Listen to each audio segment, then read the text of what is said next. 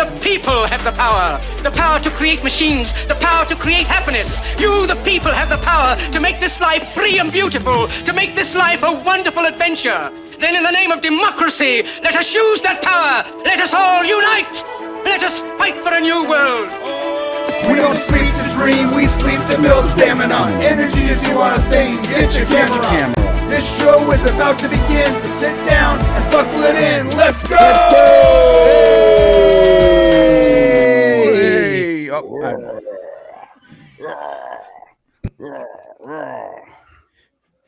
Okay, what's going on here? He just disappeared at the very beginning of the show. How does what is this? Sorry, guys. 1 second. My wife just called as the show started. Give me a second. Go ahead. Just go. She knew that was going to happen. Yeah. Anyways, welcome to the BRANE Show today, all of you. We are going to have an awesome show. We have special guest Cleve Sampson here with us today. He is an Artemis mastermind. He knows everything about the Artemis program, and he's going to talk to us about it since everybody splashed down yesterday. We had a successful, wonderful Artemis 2 mission. It's going to be a fun day. John, how are you doing today, sir?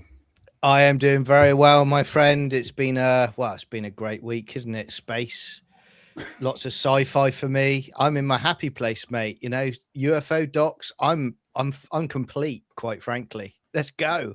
Good. We are going to talk about Bob Lazar and his S4 documentary, which in my mind has changed the way that I look at his entire story. So it's going to be fascinating.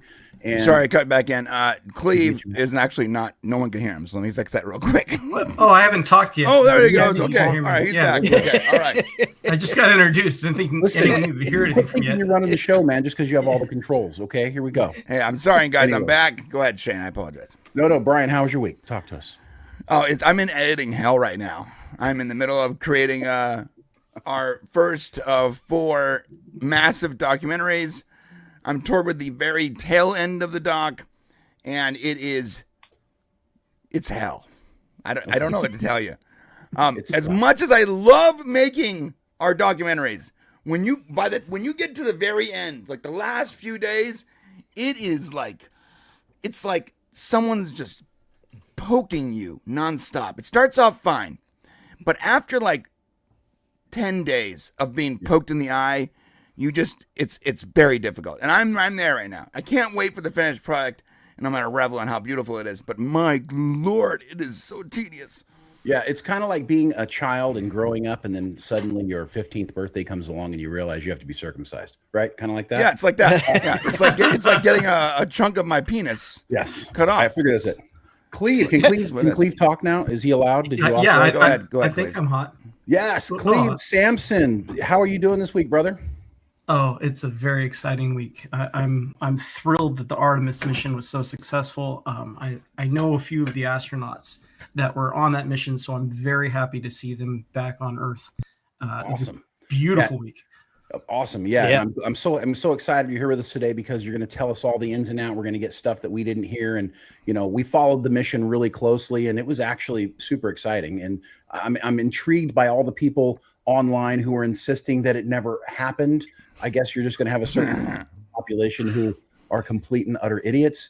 But what can we do about that? Brian, do we have any business to take care of before we get started? Yeah, I actually have to keep talking because I got to fix some things here. That was all I had. Are these the same people? Are these the same people that believe that the world might be flat by any chance? Are they those people? Suspicion. I think there is some overlap there, and I actually have a story about that. So I'm a, I guess, 3rd generation space guy. My grandfather was one of the Apollo engineers, so I got a few stories for you today about him and what he did, and I'm honored to be following in his footsteps. Cool. But I had a friend in high school and saw one of those documentaries. The moon landings never happened, and I'm like, well, my grandpa worked on this, so I brought her over and like, okay, Papa, tell her, and she's like, could this have been faked? And he's like, yeah. I'm like, well, that was the wrong answer. I was not expecting that. So one of the Apollo engineers who spent half of his career. Wait a minute. Back up. Wait. We need to get more of this. Yeah. So he said, yeah, it could be faked. He by no means confirmed it absolutely happened, but he's like, oh yeah, NASA and the government by all means could have faked all of this. And but you worked on this for years. They spent billions of dollars. And he's like, yeah, it could be fake. Maybe they did it in a studio. But they did do all the engineering behind it. They did do all the things behind it. I'm like, Grandpa, that was the wrong answer. The reality is they did work on the moon. They did go to the moon. For me, the single biggest piece of proof that we went to the moon is our friends, the Russians. The Russians would have called us out in a heartbeat. A rocket took off. They could tell that a rocket took off. They had the telemetry to be able to say, yeah, they did that. And then the people who say, well, they just went around the Earth a few times and they came back. The Russians would have called that out as well. And they did not do that. They congratulated us. So that's one of the pieces of evidence, along with the mirrors that are on the moon. I've actually heard lots and lots of reasons why we went to the moon. That's the first time I've ever heard the Russians would have punked us out. That makes sense, actually. Yeah, in a heartbeat, right? And they stopped at that point, and then we went again. So you could maybe argue the first one was faked, but again, Russia would have called that out too. So, if this one was fake, then China would have dimed us out this time for sure, right? Oh, absolutely. And people have telescopes. You know, there's civilian footage of people tracking the Artemis mission. These are things that with some sophistication you can do on your own. You don't have to be a government employee to have access to some telemetry. One of the other things that people have complained about that I think is interesting is some guy will be like, look, I took this picture with my Nikon 3000 Canon and look at how clear it is. And these guys were like 500 feet from the moon and look at how blurry their image is. Do you know why that is? Oh, well, there's no question that a number of the photos were doctored. There's things where they had etches on the lens where they were covered over. So the photos did come out more poorly than they would have liked. But part of the issue is the extreme exposure you have on space. And there's a bunch of different people who've gone through to debunk all the myths that have been claimed on the moon. But when you have such a bright, high contrast with the sunlight on the moon and essentially a almost white footing to the blackness of space, and go, well, where are the stars? Well, they're washed out. They would do that with any camera. You have to set a long-term exposure to capture this light, and if you have that light source, it doesn't work. So that's a big part of why that's the case. And that question has come up on Artemis too. There's photos of the photo of the full Earth. They're like, hey, how come this doesn't look as bright and clear, as clean as the things that we got from the 70s? And it's like, well, because this is the dark side of the Earth being backlit by the moon, reflecting off the sunlight, reflecting off the moon, coming back to the Earth. It's incredible that they took these photos. These astronauts are amazing photographers. They're doing this by taking photos by hand while floating around in a spaceship going thousands of miles an hour. And the fact that we get anything is a testament to how talented they are as photographers. All right, well, we all know. We all know it's hiding. It's hiding the starbase. That's what we know. That's what it is. We're going to save the Artemis for the future clip. We do have to cover some business. First off, thank you for being here. Thank you for being members, and thank you for watching the show. It's going to be a great show. One thing I want to point out is our buddy Anthony, who's a member for 6 months, has been permanently banned from Twitter. Appeal denied. No specifics provided. I'm not able to share your content here. I'll share what I can. Did you comment on Elon playing video games again, Anthony? That's what happened, right, buddy? You were like, Elon, you're paying someone to level your characters. Stop it. And he was like, you know what? This guy's got to go. Well, listen, I'm sorry to hear that, Anthony. I'm glad you're here, at least, my friend. Also, we made him a moderator, so now he's got the power. So if they're not going to give you power on Twitter, we will give you power here, Anthony. Yeah. Thank you for always helping us out, buddy. Also, A-Leader has just upgraded his account to producer. Welcome. Welcome to the crazy place. Thank you, brother. And if you are not a member and you want to become a member, hit the join button below. If you don't want to become a member, you don't want to support us in any way, then just fine, cool, like, share, whatever. But if you want to buy some merch, that's the best way to support us. And if you want to do that, go to mixtees.com right here or mxtz.co. Click on anything. Use the coupon code BRANE for 10% off. You can go to our very specific page here, right underneath Nerdrotic. We've surrounded ourselves with other popular people, and you can find our very specific merch store. But really, buying anything on mixtees.com is super helpful. In fact, the grab bag is probably the best bang for your buck there. $30, 3 shirts, $10 a shirt. Come get it. All right, so we are going to be talking about some amazing stuff today. As you can see in the thumbnail, yes, Star Trek United is on the menu, boys. But is it real? Or is it? Is it real? We got all the answers. Give me Bacula. I don't know if we have all the answers, but we definitely have some of them. I have all of them. And of course, we're talking about Artemis with our guest here actually working on the Artemis project, which is awesome. The new Animal Farm movie that came out, interesting. Very interesting. I love that intro. Interesting. It's interesting. Yeah. We'll talk about it. S4, the Bob Lazar story. Very cool. You guys need to watch that. Yeah. But is it true? Matthew McGee, is it true? I don't know. Dark Matter Season 2 airs August 28th. Shane put this on the list. I don't really care about it. Don't know anything about it. So Shane's going to have to lead that one. Same. It's going to change your life. Watch that first season. Really? I like the correct Dark Matter. The one that was made by Joe Malazzi. No. You're right. There's nothing like the original Dark Matter. But as a namesake, this is pretty cool. I mean, it's literally like time travel. And anyways. All right, we'll get to it. Cool. And Congressman says aliens are real? What? I'm sure they would have found some up on the moon, but we'll talk about that then. I love all the AI videos. There's so many AI videos where they're showing like the moon because like they're flying past it on the Artemis, and people are like putting little things like, "What's this random thing walking on the moon?" It's driving me insane. It's like little guys. They have no shadows. It's just like an AI thing of some big giant creature flying around the moon. I just assume everything is AI at this point. Yeah, what's funny is that I have this random person that is now following me around on Twitter and just accusing me of using AI to like write my tweets. Even the tweets where I'm just like cursing someone out randomly. He's like, "This was obviously." I'm like, "What?" Sorry, that was me. Yeah, it's Shane. Shane's following me around. He's following me around. All right, guys. Well, listen. Let's jump right in. Again, thank you guys for being members. If you want to become a member, hit that join button. After the show, after the public show in a couple hours, we are going to go to a private members only after club. Ooh, where John gets even more naked than he is right now. What you can't see is John is actually not wearing any pants. Zero pants.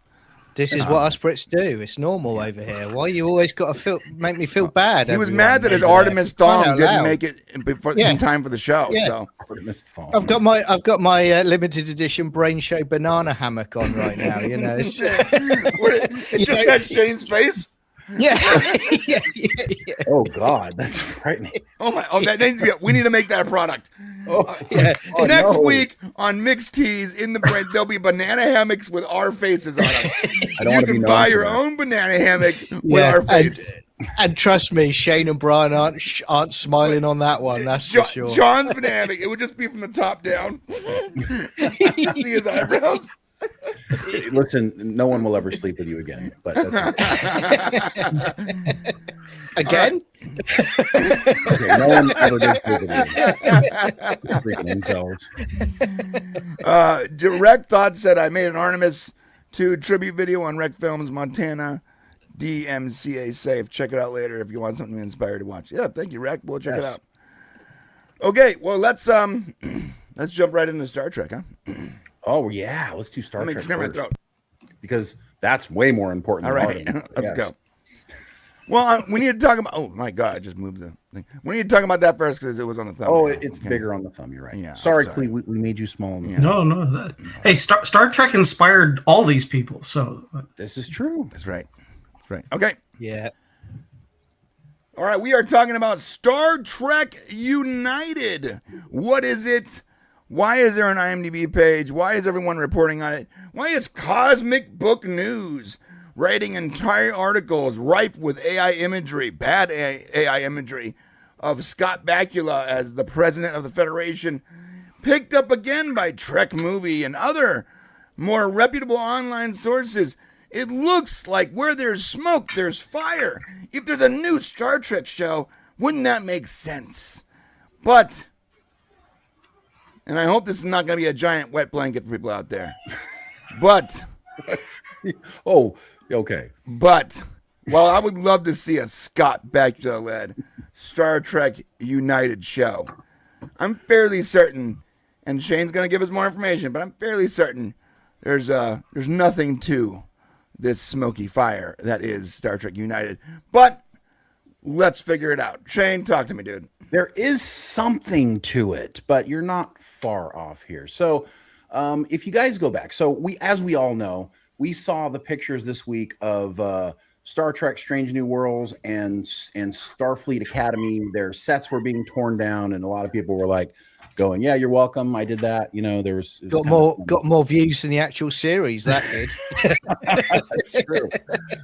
So we know Star Trek is definitely going on some sort of a hiatus, and you know, we've got just to kind of qualify it for you. We got Alex Kurtzman, who's the in charge of Star Trek right now for the last too long, and his contract is coming up for expiration, and we all believe, and we're all about 95% sure he's not going to be coming back.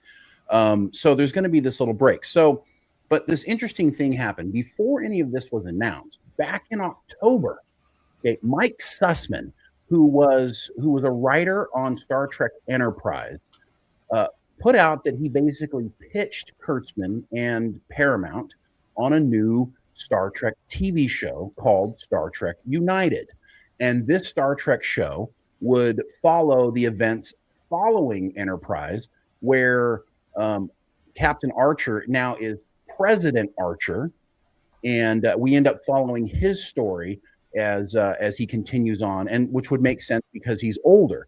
Now, reports also came out that that Bakula was also supporting this, and that he wanted to do that. And we know that's very interesting because Bakula did not come out and support Quantum Leap.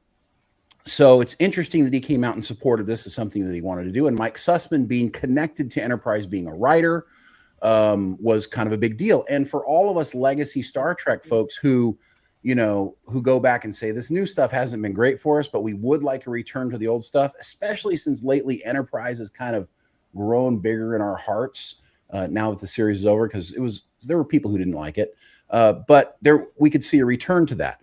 So that all came out in October, and suddenly this last week, some reports started coming out after an IMDb page went up that had Star Trek United on it with a picture of an older Scott Bakula, I think, on it. And all of a sudden, everybody's insider was telling them that there's a new Star Trek show coming out soon. Couple of things. So that qualifies the information for you guys. Just to be honest with you, like Michael Sussman being in charge of Star Trek is way better than anybody except for Terry Matalas or Brandon Braga. Okay. Like he would be next because he's the kind of guy who desperately wanted to write for TNG and Voyager back when that was going on, and he applied, he tried to become a writer. He finally got in on this internship, and he was able to sell a script to Michael Pilar, who was in charge of Voyager at the time. Well, come to find out, when Enterprise kicked off, they brought him in so he could write some episodes. Yeah. So he's the kind of guy you want attached to it. So that alone gets you some smoke going on this. But here's the problem, guys. Paramount is in no financial position with being taken over, number one, okay, and them still trying to figure that out. With Star Trek ending its Star Trek run with Kurtzman, looking like, and them kicking all the sets, it would be tantamount to it would just be a really bad idea to start off a new show like Star Trek United, especially considering how expensive. And you just look at what Mike Sussman wants to do with the show, and we can go into that here in a second. If you look at it, it's going to be an expensive show. Right. So my thing is, I think people are just grabbing onto straws right now. And if there was going to be a show like this, it would have to be pitched to new leadership down the road after the Kurtzman thing has been dealt with. And if Mike Sussman wants to come back as a showrunner, maybe that might be a good idea. But I do think that this is a lot of smoke and very little fire at all. Interesting. What do you think? Yeah, I'm in the same camp. John, what do you think, buddy? Yeah, I didn't believe it when it popped up this week. I'd love it to happen. When I did first see it, I sort of thought to myself, don't give me hope. Just don't do it after what I've been through. Don't break me. Don't bring me back and then rip me apart straight after like a velociraptor. You know, it's really I think that there's got to be a lot of water that flows under a few bridges before they decide to move forward with Star Trek, because you've got to get the horrible smell of Kurtzman Trek out out and away from you before Yeah. you can even do that. And then I'd be happy to sort of hear what people have to say. But you know, I'm just very happy seeing sets being ripped down at the moment. It keeps me up all night, just smiling. John is totally right. Totally. Like, you know, we're gonna have to have new Star Trek at some point, but it needs to be farther away from, farther away from the Kurtzman era garbage. And there's a couple of problems with Mike Sussman's show, and we can go into that in a second. But I wanted to say, Cleve, are you a Star Trek fan?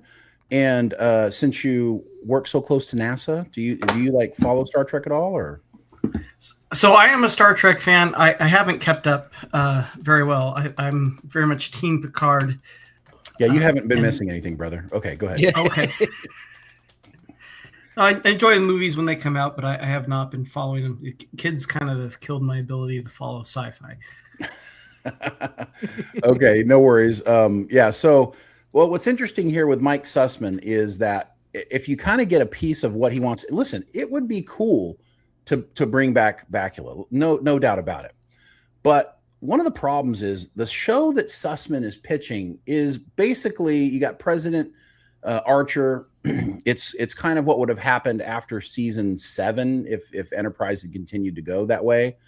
And I feel like it's not going to be a space-based show. And that's one of the problems with doing a show like this. And he kind of talks about how Andor has inspired him. Andor. Yeah, he literally called it a grounded political thriller. Right. What? And so the problem with this is yeah, and Star. Yeah. So what he's saying here is like, you know, he said Andor proved that a Star Wars story doesn't have to be about Jedi or Sith.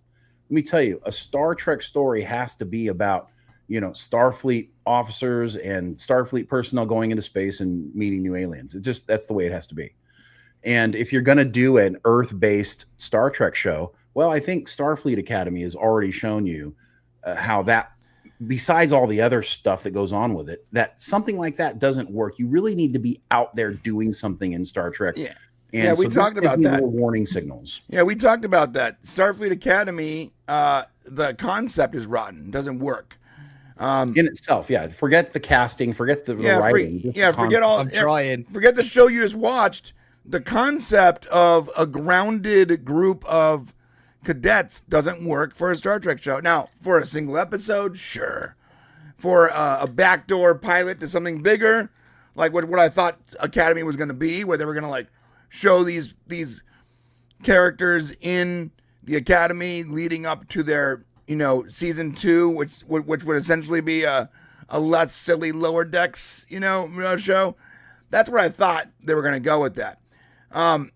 That might work, but you cannot do an entire series. Like, there's no legs on a series where everyone is stuck on Earth. And the silly nonsense you would have to do to get them off of Earth and out of the Academy to make it compelling doesn't play up narratively. So, right. And the other problem is one of the things he wants to, and I'll let you go, John, just real quick. Yeah. I want to throw this out, is he wanted to like do the Romulan War.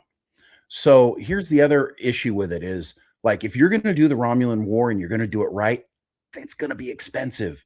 And I'm telling you right now, there is no way Paramount wants to do an expensive science fiction show when they don't know what's happening over the next 2 or 3 years yet. Right.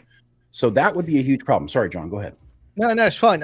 Just coming on to what Brian said, I've said before, you know, originally that they were, you know, execs were telling Braga and co that they wanted to do like first season of Enterprise was going to be like the right stuff, and it was going to be on Earth the whole season building up to the launch for the season finale, which doesn't sound great at all. You know, that's why I'm glad we got it in orbit, ready to go on its first mission in Broken Bow. Right. But The one time the studio was right, John. The one time the studio has been right and said, no, get her butt into space. You cannot have her a whole season on Earth. That's not fair. The studio's been right before. I believe that creatives have to have a healthy pushback from the suits, or they just go back crap crazy. Look at freaking Discovery, dude.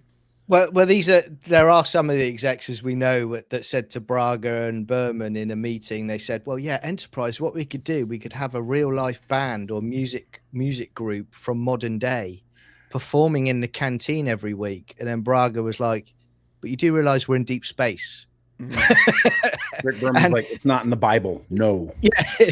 And season 4, you can't do the Romulan War, but what I liked about season 4 of Enterprise is they were building in elements of the Romulan War that was to come, because they had the Romulans were getting involved in things, trying to destabilize the foundation of the Federation, all of that. You can build on that and still have the exploration, which would be really, really good. Right. Yeah, season 4 showed us that Star Trek Enterprise can be a good show, and then it ended. Are you guys saying that they were building up to a Romulan war in a way that was satisfying versus just showing us the war completely off camera in between seasons like Discovery did? Yeah, gotcha. Exactly that. Gotcha. Well, at the same time, they were destroying future Star Trek, but by having like this whole timey-wimey bullshit, which I was never a fan of, because it totally destroyed the next like 1,000 years of Star Trek. But at the same time, I know, Brian, that's your favorite part. So, yeah. What? Oh, the Temporal Wars? Yeah. I think the Temporal Wars is a cool idea. I don't think they ruined it. They didn't destroy the next 1,000 years. Not the way Discovery did. When you set canon precedents, though, so far in the future, it really takes the hands out of other people. But barely, bro. Like, they went into the future and showed what I assume would be more technologically advanced Federation. That's what I saw. Well, they did ruin Discovery the went future. 1,000 years in the future and the Federation didn't exist. It wasn't far enough. They did ruin the future because they tinkered with time and ended up we got Star Trek Academy. So clearly they did some damage along the way, quite frankly, guys. Actually, if you go if you go back, you want to know who really ruined? Like, let's not talk about studios, actors, bad creatives, Brian, homosexual, whatever his name is. Let's just talk about canonically. Brian Fuller, dude. Brian Fuller. Everyone likes this guy. Everyone talks about Brian Fuller like, if Brian Fuller got his vision, Discovery would have been better. Like, no, that's not true. Brian Fuller wanted it to be even more gay, and no one's paying attention to all that. Well, yeah, but he was a better writer than any of these guys. Better writer, but he had no... Look, the studio, you have to have some pushback from the studio. Not the studio doesn't know what the hell they're doing. Oh, wait, but dude, what happens when you don't get pushback? You get Discovery. You get freaking Starfleet Academy. You get Section 31, dude. You get dancing Klingons. Because the studio's like, well, we're just going to let the creatives do whatever they want. Next thing you know, the ship has pronouns. That's what happens when the studio is not like, wait a minute, stop alienating 98% of our fan base, you weirdos. That's exactly what the studio needs to be there for. Anyways, canonically, let's look at canonically. If you want to blame anyone for Discovery, Starfleet Academy, Section 31, Dancing Klingons, if you want to blame anyone for that, you need to go back and you need to blame the movie Star Trek First Contact. What? John, back me up here. When we went back in time, when TNG went back in time, new timeline. They created a new timeline. And what we see in Enterprise... We actually proved that. Yes, we did. Yeah. Shane proved this. He wrote this whole timeline setup, and it's correct. What we see in Enterprise, we see a new timeline developing. And you want to know what my proof is? The episode where they find the freaking Borg in the Arctic. Yeah. That never actually happened in the real timeline, in the prime timeline. We need to put a link to that video. 100%. When they found the Borg in the Arctic, that was a cause and effect of the Borg going back in time to try to stop humanity. We followed, we beat them, we left them on there. What do you think that does to a timeline when all of a sudden the Federation has access to Borg technology and knowledge of the Borg of 700 years prior to they should, or 500 years? What that does is that creates the Discovery timeline. All of a sudden, we have to start making ships bigger. It's true. Yeah, there's a really good... What's the title of that video? What is that? I think it's called The Secret Reboot. The Secret Reboot. Yeah, it's a really good video that we made. We'll put a link to it. But that's exactly what happened, and that's why the jump the uniforms they're wearing in Discovery in the first season look exactly like the uniforms from Enterprise because it's supposed to be a follow-up. Go ahead. I criticized you, and then I'm the one who came up with all that stuff. Yeah, this is your theory. When you were criticizing me, I'm like, what are you doing, bro? Well, it's backed up. I'm parroting your information right now. Also backing it up, guys, is the fact that you've got Discovery. In the first episode of Discovery, they reference Archer. No one's gone to the Klingon homeworld since Captain Archer. They reference that in that episode. But also, when you go back to Next Gen, when we first meet the Borg, it makes sense because at the end of that Enterprise episode, they're saying that they've delayed the Borg by a few hundred years. When we finally meet, where Q makes the Enterprise meet the Borg again, it makes more sense now because that Borg cube is already on its way to Earth. It's already traveling. So it does make a lot of sense. And can I just say, look, I'm not highly intelligent. We all know that. We've got an intelligent person on the show today. I want that person to watch Star Trek Academy, and I want them to go through it and just go. Why would you make him do that? But I want it. If I'm raging, I want you to go through it and go.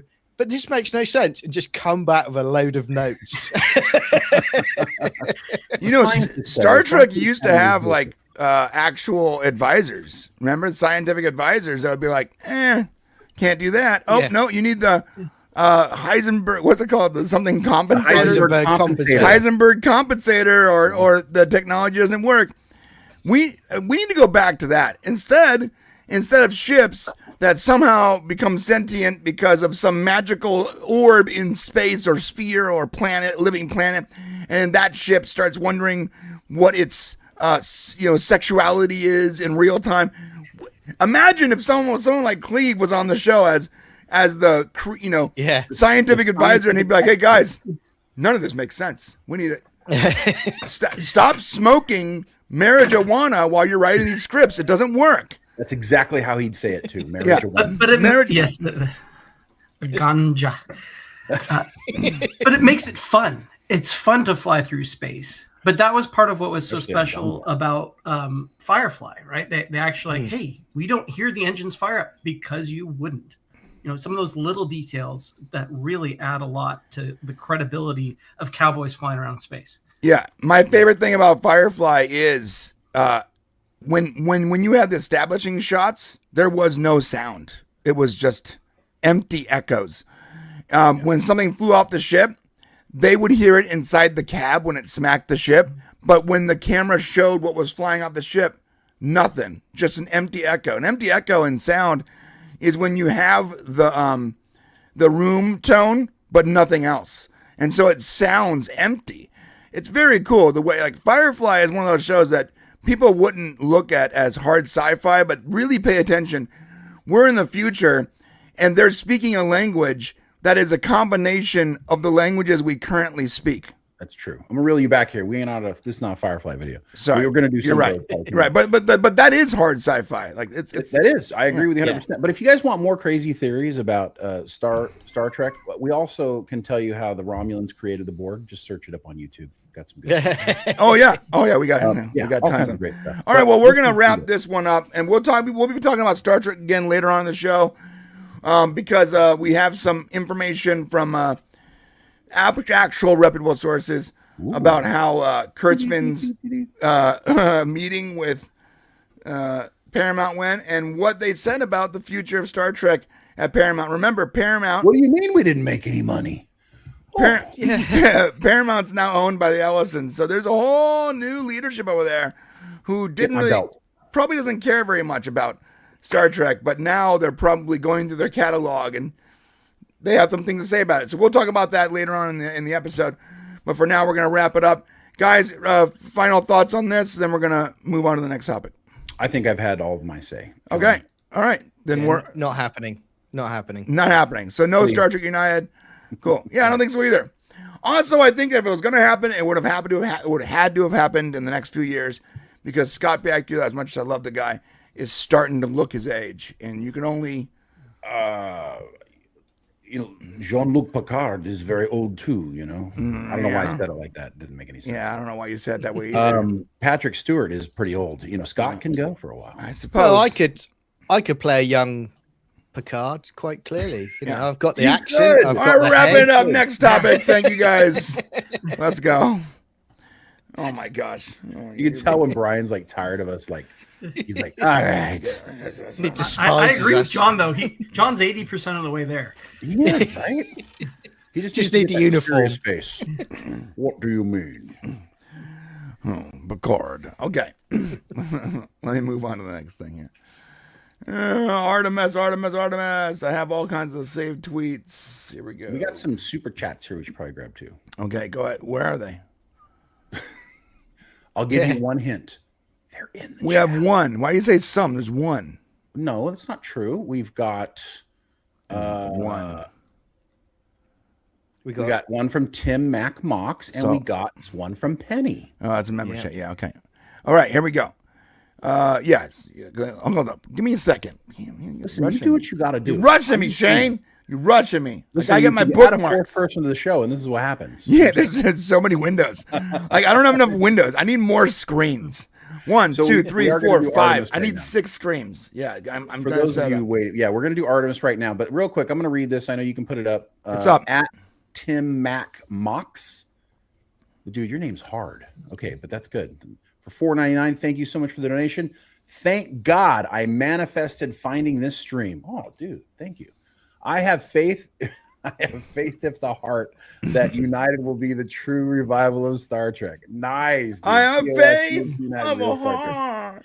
Listen, once you get that song in our head, brother, we can't get it out. Okay, so we did a live stream on our other channel with what are those guys' names? It was this channel, right? With Dominic Keating and We did on this channel too, but we did a private Trip one. and Tucker. Yeah, Trip and Tucker.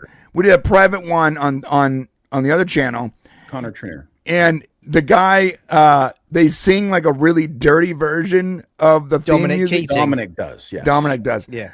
Dominic's and- a little dirty. It's dirty, right? He's a little dirty. Yeah. Well, I put music to it, and I put it in the members section over there. I made like a little pseudo music video of it, and it was fine for like weeks. And then at some point, it got manually flagged by YouTube. Did it really? Yeah. Oh, I wish you guys could see that. So as a member, I mean, I can probably find it and play it right now, but someone manually at YouTube flagged it for review, and so I had to wipe it because out. it was dirty because it was so bad sounding. Like when he sang it, when Dominic's and listen, I love Dominic and Connor. They're great guys. They did the back when they did the Shuttle Pod Shut up, pod show, right? was when we were hanging out with them. Now they're doing the Decon show, and they're too good for everybody. So, but they're still awesome guys.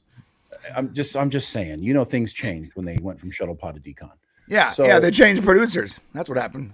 Yeah. Anyways, we're not going to talk. There's a connection there that we'll talk about at a later time. someday, maybe. we will. But Someday, anyway, maybe, when we're not being so sued. Faith of the Heart, great song. And Tim, thank you so much for the super chat. We really appreciate you. Yeah, appreciate it, Tim. Listen, honestly, Tim, if they would do this show, it would be better than any of the shit that's happened in the last 10 years with Star Trek. So yes, even just having Scott Bakula back would be a fucking win. Maybe Yeah, but because you know- it was great. But I like how you know Shane what you saves get? all of his curse words for when we're not recording a clip. He's like, let me tell you something. he wants to get all of it out for when there's no clips being recorded. So I I've don't been have- trying to hold back because I heard somewhere that like cursing actually hurts you It financially. on does. YouTube. It does. And I have to control my F-bombs. Listen, I have children. I can't cuss around. I don't cuss around my family. I'm with my boys right now. This Yeah. is where it's coming So out. when we're Thing not is, though- recording, Shane's like, this mother. Shane, what you say about it would be better than any Star Trek we'd get, it would be the monkey's paw situation because you'd sit down to watch it and it would come up Star Trek United and you punch the air and then it would come up afterwards an Alex Kurtzman production. All right, you got me. Directed by Alex Kurtzman. Written by Alex Kurtzman. Performed by Alex Kurtzman. Performed by Alex Kurtzman. Produced by Secret Robot in Hideout or whatever. Penny, member for 13 months. Alex Kurtzman makes himself one of the crew, one of the bridge crew. Klingon. Yeah, he plays both a Klingon and a Romulan in the same bridge. Oh my Klingon God! We need like an Eddie Jem'Hadar Murphy hybrid. movie where he's all the characters. Oh my gosh, we need a Star Trek where Alex Kurtzman plays all the characters, writes and directs the show. That's what we need. Wasn't that Starfleet Academy? Did I get that wrong? Sorry. Penny, member for 13 months. Thank you so much, Penny. Watch Continuum, a time travel series. Yeah, I didn't like Continuum. Yes, you guys should check it out. I didn't like it because the time travel didn't make any sense. You know how I feel about time travel, guys. It's either really good or really bad, and you can have really good writing, but with really bad time travel logic. And once you do that, you lost me. It's Back to the Future or nothing, guys. But Penny, thank you so much for being a member. We appreciate you so much. Always commenting on our videos. You are awesome. And also from Adam, A Leader. At A Leader, I can't say your actual name. Sent 5 the BRANE Show gift memberships. Thank you so much, Mr. Leader. My man. This is what I'm talking about. And listen, you will get a chance to get, if you're wanting to gift to one of these memberships, come over, be in the member. We go for like an hour. It's going to be a lot of fun. Thank you so much. Yeah, like I said, John gets naked over there. Like, you want to be there. Listen, if you want people it's to come, crazy stuff. I grease up and everything, you know. Yeah. That's I just run. Why are people They film me go canceling down their the road. memberships? Guys, I'm just joking. Don't. Yeah. I might actually want to see that one. All right. Let's see. You All don't right, wanna let's see talk. that. Let's talk about Artemis. Thank you, by the way, A Leader. And we got, by the way, Dutch is also here. Dutch, what's up, buddy? Long What time up, no see, Dutch? buddy. Dutch Butters. All right. Let's talk about Artemis 2. We have a special guest on, Cleve. He worked on the Artemis program. He actually met some of the, he actually has pictures with some of the crew members and astronauts. And Artemis 2 recently splashed down for the first time. And it's very cool. We're going to go through all this. We're going to get Cleve's opinion on the whole topic. Hopefully, we don't have to talk very much and Cleve can do all the work here. But here's the splashdown. I just want to play it so you guys can all see it. Is that footage from 1969?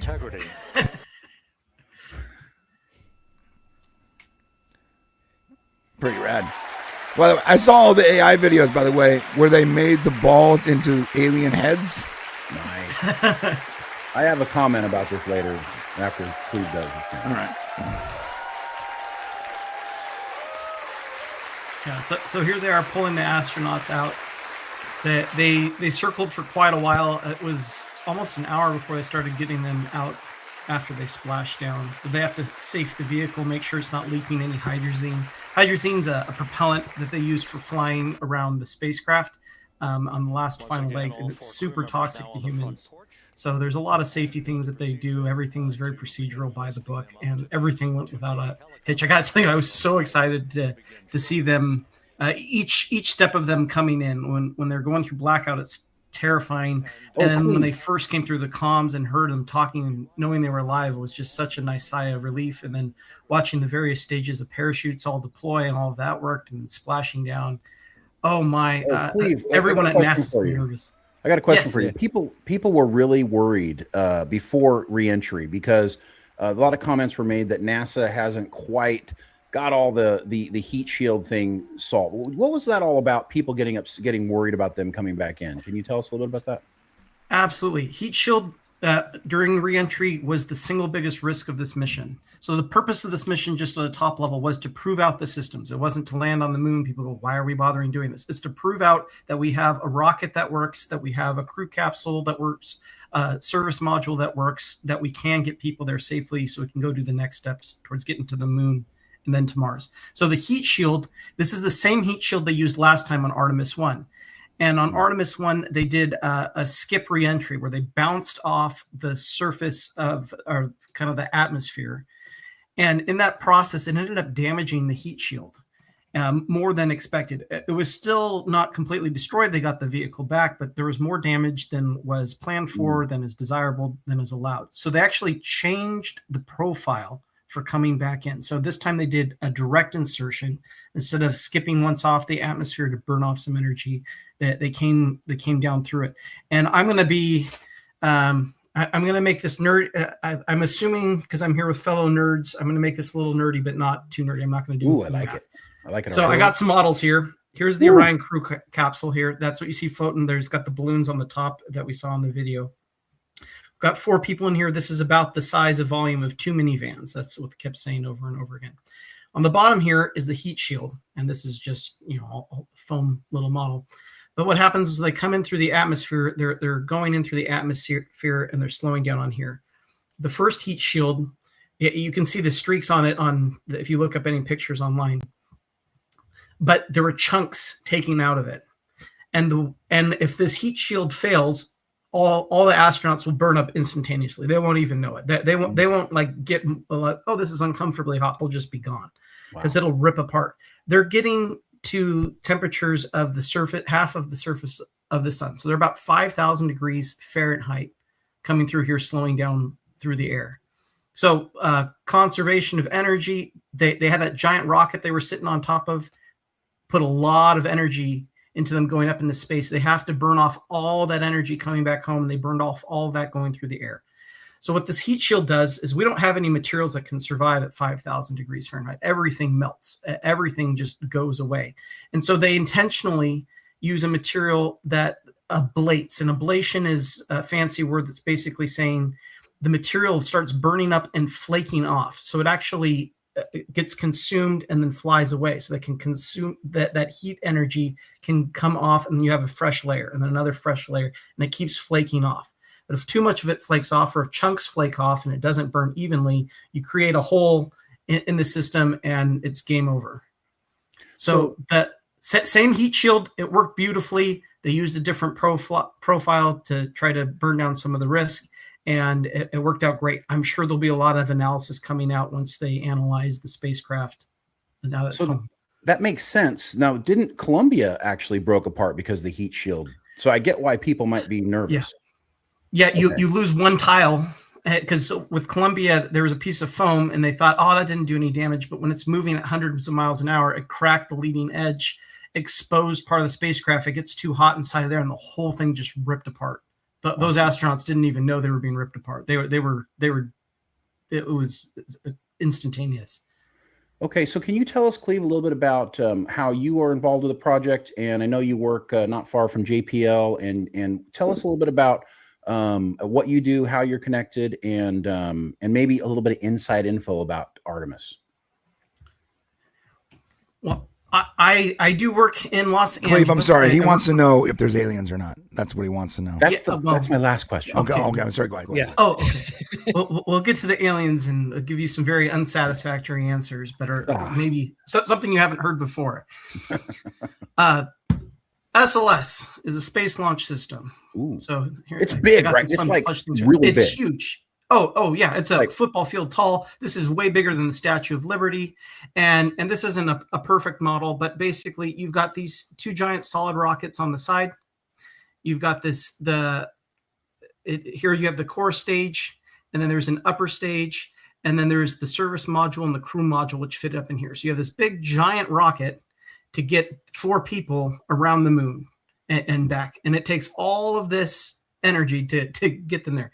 These solids, oh yeah, there we go. We got a great picture there. So the white solids on the side, these are similar solids that they used on the space shuttle, which is actually what produces most of the thrust.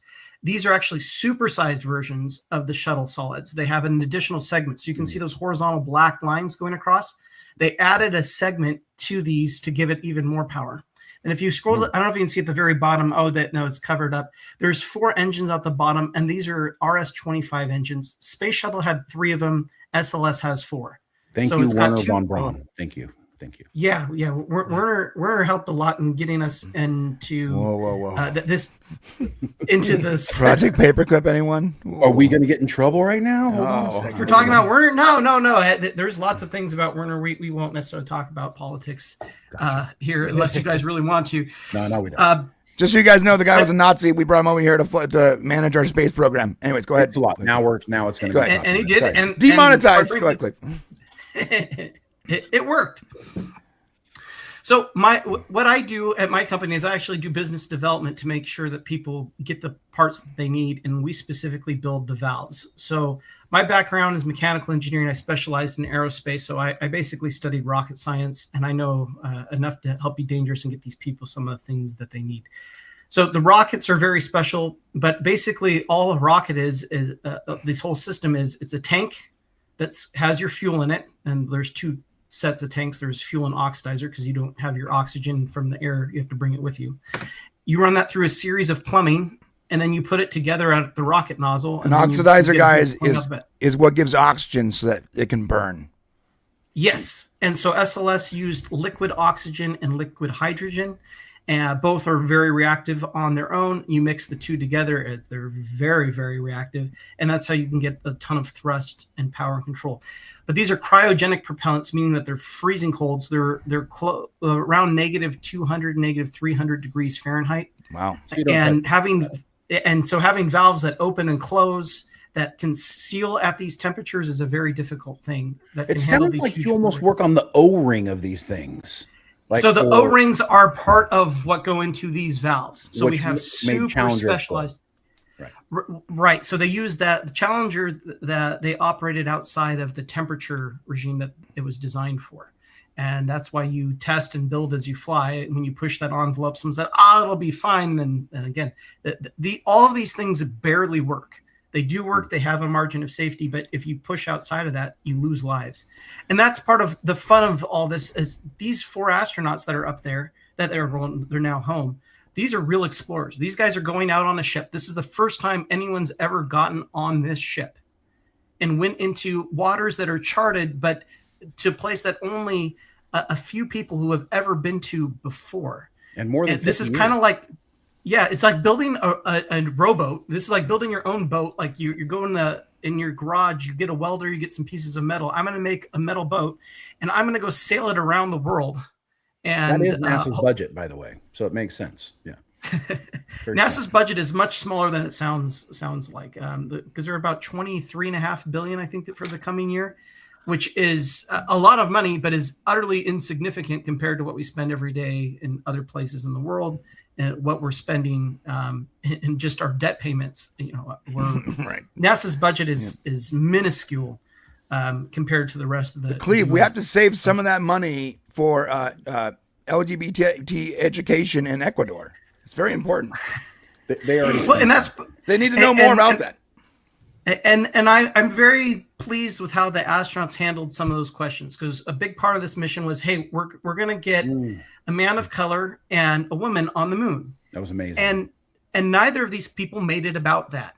They're like, no, we're bringing humanity to the moon. It is a big deal. I'm glad we're using the best and the brightest of everybody, and that we're not limiting because of that. But they're not picking people just because, like, oh, you met my quota. I've met these people. They are phenomenal human beings. These are awesome. A+++ individuals. They're bright. They're kind. They present well. They're charismatic. They're helpful. They make you feel heard and cared when you spend time with them. And oh my gosh, are they brilliant. They work together well, and they have to. I mean, you've seen them up there in space, living in tight quarters, having to work with the toilet that worked suboptimally at the beginning. Please, they even let a Canadian go. Amazing. Yeah. So I met Jeremy. Jeremy's a nice guy. What's next? British? Oh, John. Well, they've called already, to be honest, mate. They've called me. I'm going up. Card. Get him. Yeah. It's like, Oh, John, I thought you said you were going to be too busy and that they weren't going to let you bring enough of the Star Trek videos with you. Well, they banned me because I said I wanted to hold on to the side of it as it goes up. You got to do the Tom Cruise thing where you're hanging off on the side to see how long you can make it. They said they couldn't afford the insurance because John does his own stunts. Oh, yeah. Well, I've been up once before, but because I was on the outside, it burnt off all my hair. That's where it went. So John, I'm sorry, Cleve, can I ask you a question? Can we go real quick back to the heat shielding? Because I'm a little concerned now. We haven't come. I'm serious. I'm not making a joke. I know. I always sound like I'm making a joke, but a real question. We haven't come up with better heat shielding in like 40 years. It's 5,000 degrees. They spent a ton of time and effort developing this heat shield, and that was one of the main things they were proving out in Artemis 1. So the other issue is when you're going to the moon, you have a lot more velocity. So when we come back in from low Earth orbit, right, we do that regularly from every time we come back from the space station. You're going around Mach 25, which is very fast, right? These are crazy, crazy speeds, lots of energy. Yesterday, they came back at about Mach 33. Wow. And it's like, well, that's only, you know, a little bit more. It's only 8 times more. But remember, this energy is kinetic energy is your velocity squared. So it's way, way more energy. And so now your margins for everything are less. I just looked it up. Energy. It's 23,000 plus miles per hour. Was that true? What? Yes. Yeah. Yes. What? These guys are going multiple miles a second. 23,785 miles per hour. Yes. Oh my God. This is why asteroids do a lot of damage to the planet. Okay, I'm just saying. Yeah. Yes, exactly. It's because it's energy. It's an energy question. And that's where, like, this rocket, it starts off with zero kinetic energy, but a lot of potential energy. All that fuel, all those solids, all the energy is going into speeding up this little capsule. And then it comes back and they have to dissipate the equivalent of all of that rocket's energy in a couple minutes in the air. So that's what that heat shield is doing. And this is a larger vehicle too. So the Apollo capsules were large enough to carry 3 astronauts. This one's carrying 4. Again, doesn't sound like a lot bigger, but this thing is significantly bigger. It's a much bigger vehicle. So it has more energy in itself that has to be dissipated, more surface area. So you're just limited by the physics of the energy. That's the issue with the heat shield.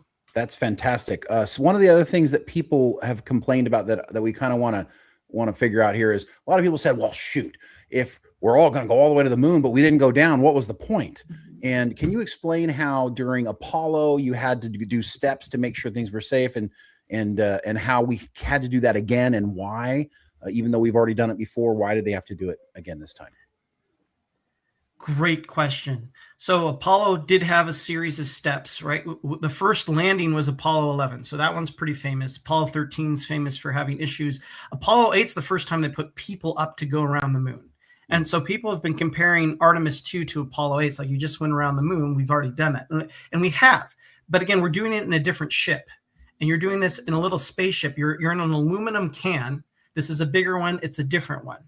And it has more performance and capabilities because it is larger. And there's new systems, there's new computers. They have to validate all these things. So this is basic engineering practice. You want to validate your systems before you go on to take on more risk. We're putting human lives at stake. And one of the things that I appreciate about the NASA program is, and our military as well, is we don't leave anybody behind.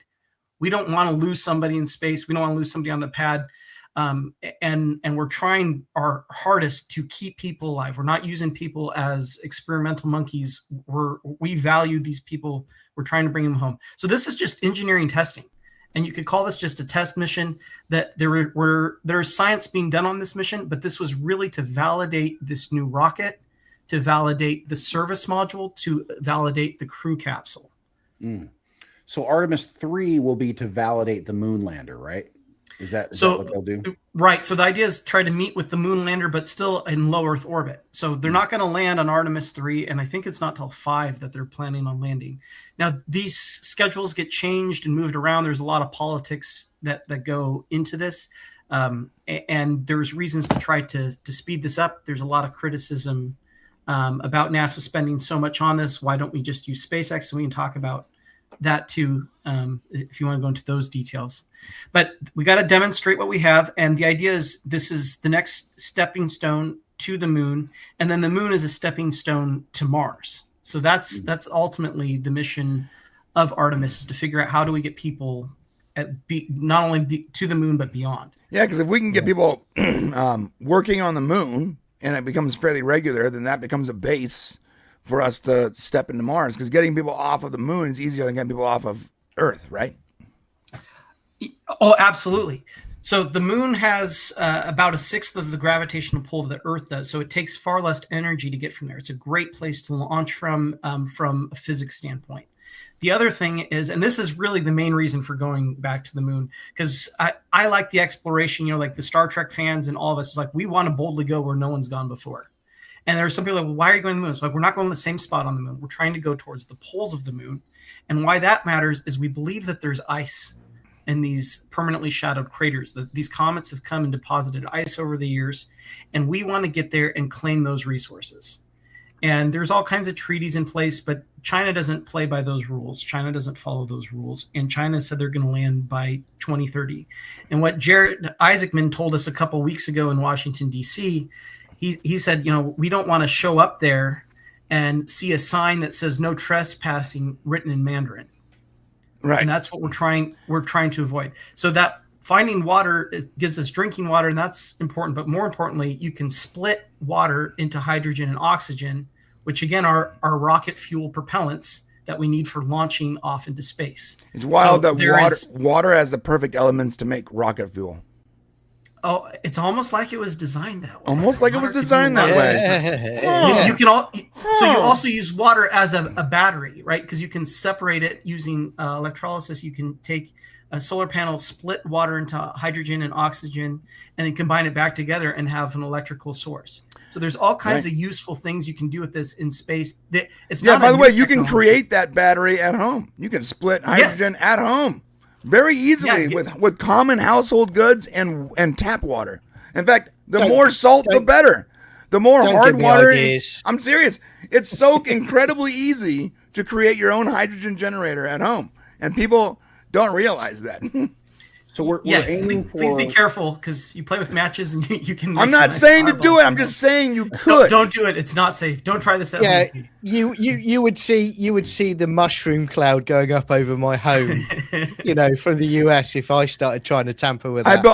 I did build a hydrogen generator out of literally like just steel plates in a jar, a mason jar, and it's very cool. But the metal rust, like it oxidizes insanely fast. Like it just starts to fall apart like immediately, dude. I don't know how they get around that. I'm not a scientist, but we're shooting for Shackleton Crater, right? So I think one of the things that we need to beat China there, because whoever lays claim to this big crater, which we think has the most ice in it, that's kind of where we want to go, right? Yeah, that's the idea, and we need to demonstrate that and figure it out. And there's a lot of logistics that go with this, because it sounds like, oh yeah, we just land and establish a base. Establishing a base is going to be huge. SpaceX and Blue Origin are working on the landers to get people down to the surface, and I forget how many metric tons they can bring. And it sounds like a huge number, but it's really not. Like, to build any sort of significant base would be a massive undertaking. I mean, you look at the International Space Station, think about how long it took to assemble the International Space Station, and that's only 100 miles away. Yeah. So imagine doing this a quarter of a million miles away. It's a whole different animal, and they're going to have to figure out how to use, there was talks of using the regolith on the moon for building part of the structures, but you still have to have ways of protecting people and creating a sealed environment just so you can breathe. So a lot of people are saying right now, I'm sorry, John, I'll let you go right now. Right, a lot of people are saying that, hey, we don't need SpaceX. We don't need Elon Musk. NASA's got this figured out. Screw Elon. Do we need SpaceX to help with this, or has NASA got it? I think you need both. They're doing two very different things. It's very different approaches. Because I've heard, I usually hear it the other way around, saying, why do we need NASA when we've got SpaceX? What the genius of Elon is that he has figured out to get a way to get low cost access to space, specifically low Earth orbit. But that changes how we can approach space. This gets us one step closer to Star Trek, like where everybody can go up to space, we can explore and move around. Now, he still isn't getting us more than 100 miles off the surface of the Earth at the moment. Starship will help get there, and eventually the moon. But having the commercial world working on this is a good thing. Finding a way to make this more economical increases access to space. So what he is doing is critical. Doing deep space missions is a huge undertaking. This Artemis program wasn't just America doing it. Like we talk about, there's a Canadian astronaut. Yes, there is. But the service module was built in Germany. I got to go crawl around one of them while they had 4 in construction out there. So they're building these in Bremen. It requires thousands and thousands of the brightest minds all over the world to put these things together to make this work. So having a collaborative effort with government backing allows you to make step changes that you can't do easily in the private sector. Elon has actually amassed enough money that he has a chance of doing some of that, but he's still standing on the shoulders of giants. He's leveraging these things, and he's done a brilliant job of it. But I argue that they're two separate things, and both should keep working, hopefully in parallel together towards some common goals. Awesome. John, you got a question? Yeah, Cleve, I was just going to say, you know, what you was talking about, like getting there ahead of like the Chinese. I was going to ask you if you've actually watched For All Mankind, if you watch that series, because they do it in that season. They do that race to the moon and landing on the moon, and you've got it's the Russians in this scenario. Yeah. And it's establishing a base. It starts off as a little outpost. There's that problem they have on the moon where have we now got to arm ourselves on the moon? They go down that route. So I was wondering if you've seen that and if you've watched that and how accurate what they're talking about in that series is, because yeah, they're desperate to get there before them.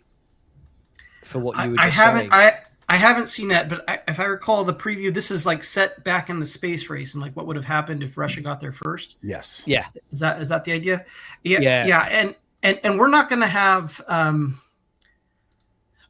people up there with guns going after each other at bases. I don't see that being the case. Quite frankly, you wouldn't need to. You could just throw a rock and break somebody's window. Good point. Don't give the Russians any ideas, bro. Okay, this isn't Moon 44. Chinese, not the Russians. Or Chinese. Everybody knows that's kind of the case, but there is, this is going to be one of those things where possession is 9/10 of the law. So whoever's there first will have an advantage, and there is military applications, but in and of itself, just being there doesn't do anything. It's the extra things that start to come with it. It's once you build up the logistics, it allows you to go other places, have other information, but you're not going to be launching missiles from the moon to Earth. That's not a practical or efficient thing to do. Cleve, could I also ask you as well, how close is the Chinese space program to the NASA space program at the moment? Is it close? Is the gap closing, or is there still quite a distance? Oh, very, very much. China's been pouring money into this over the last decade or so, and they're catching up. They also, when they say they're going to do something at a certain time, they usually do it. So China has said that they're going to land on the moon in 2030. Yeah. We need to be there first. Okay, let's save that for the next segment because I want to talk about moon bases. You guys, if you guys have any questions, hit the chat, hit the comment, and I'm sorry, Brian. Can we say one more thing? Go ahead.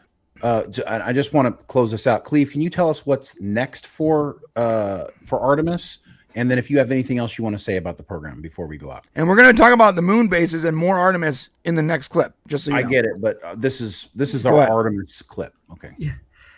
So the next step is to go through and take advantage of all the science that they have done. They took samples of the astronauts' organs, and they're going to see how that compared. So every time we send humans up there, they are guinea pigs. They are science experiments in and of themselves. So they'll do that research. They'll do a bunch of research on the heat shield and a number of other things. We'll get to see all the pictures because they were only able to download a few of them over the Deep Space Network. So it'll be exciting to see that. That's the next immediate step for this is check out the science. And then we're already building the next set of rockets. My company is currently already building up through the number 6. So we've got 2, number 3 is basically done.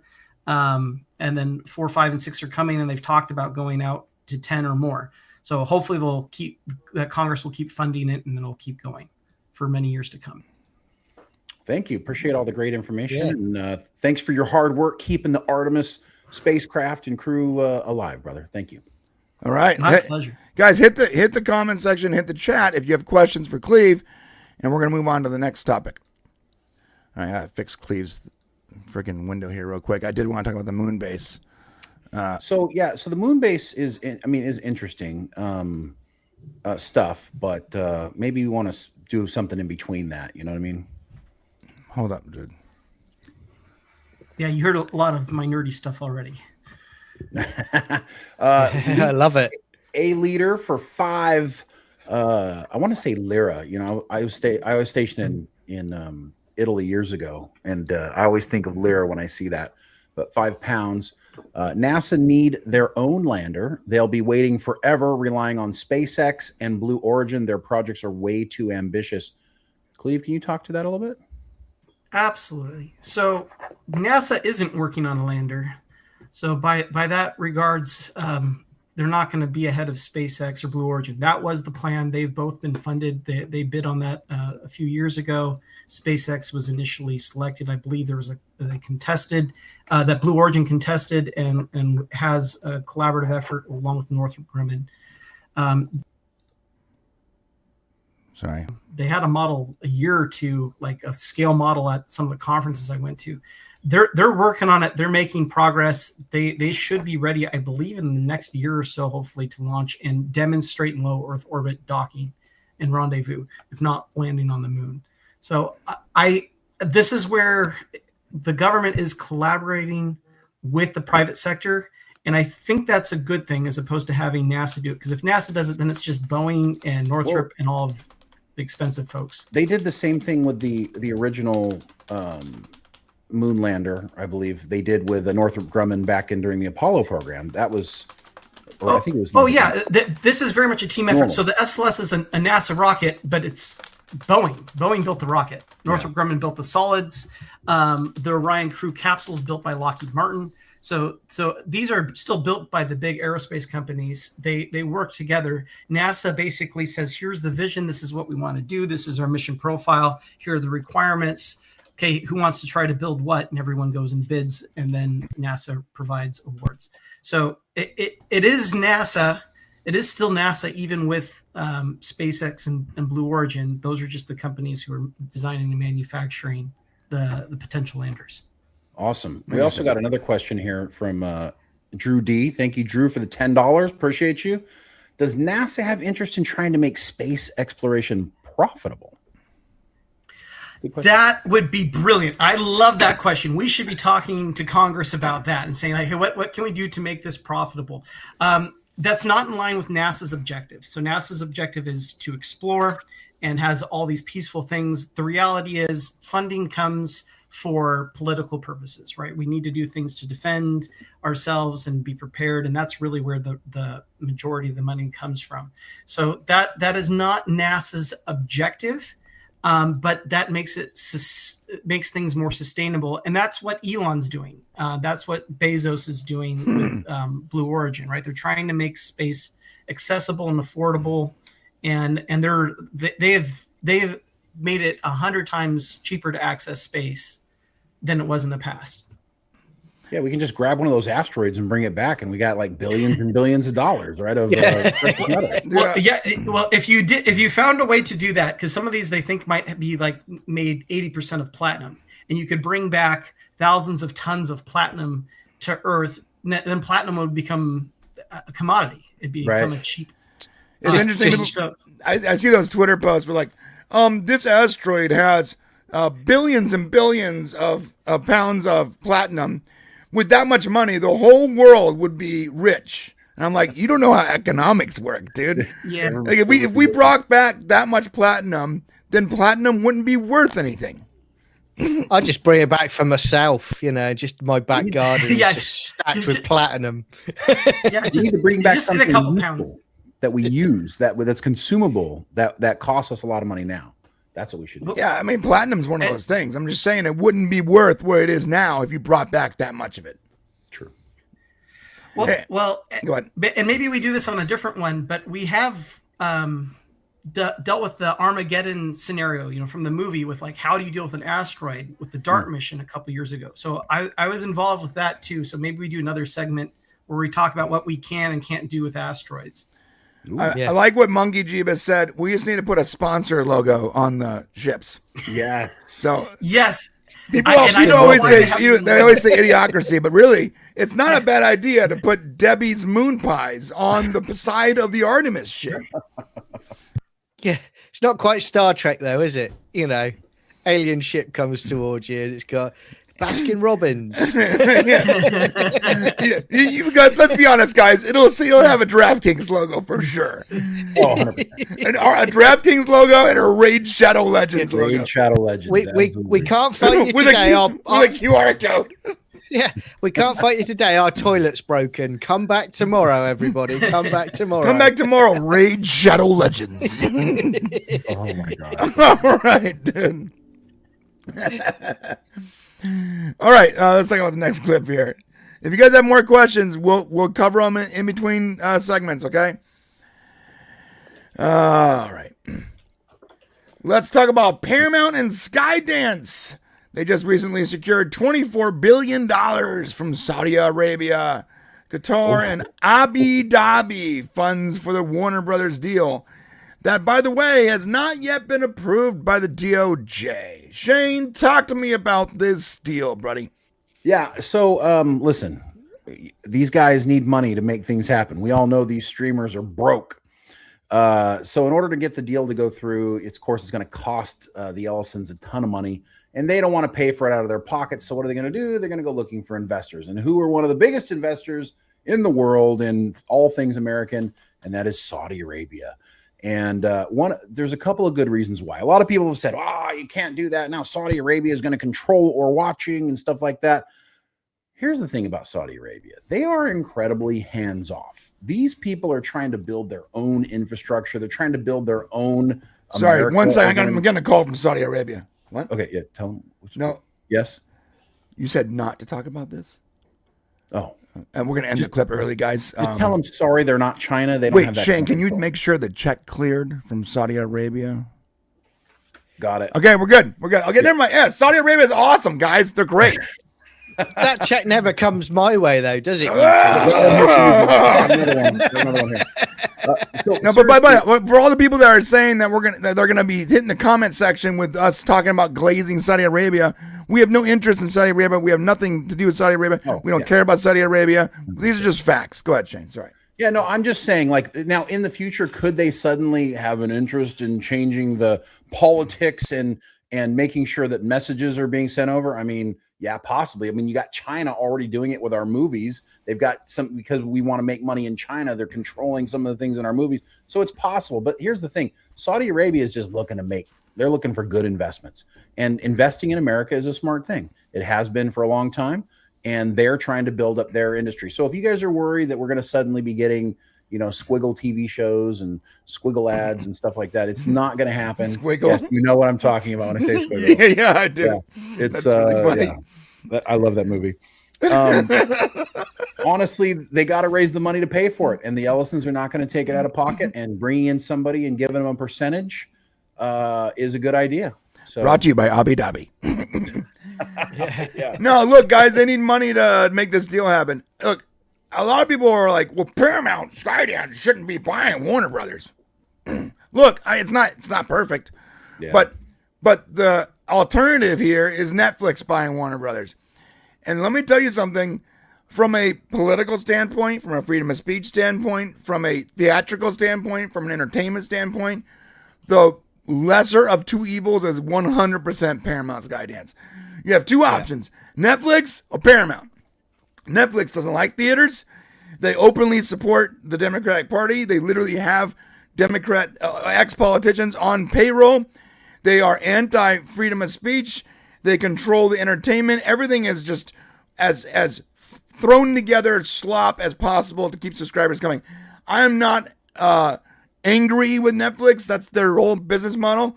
But we shouldn't give the number one streamer on the planet the number 3 streamers. That makes no sense. So people go, well, then how in the world is Paramount going to get through the antitrust review?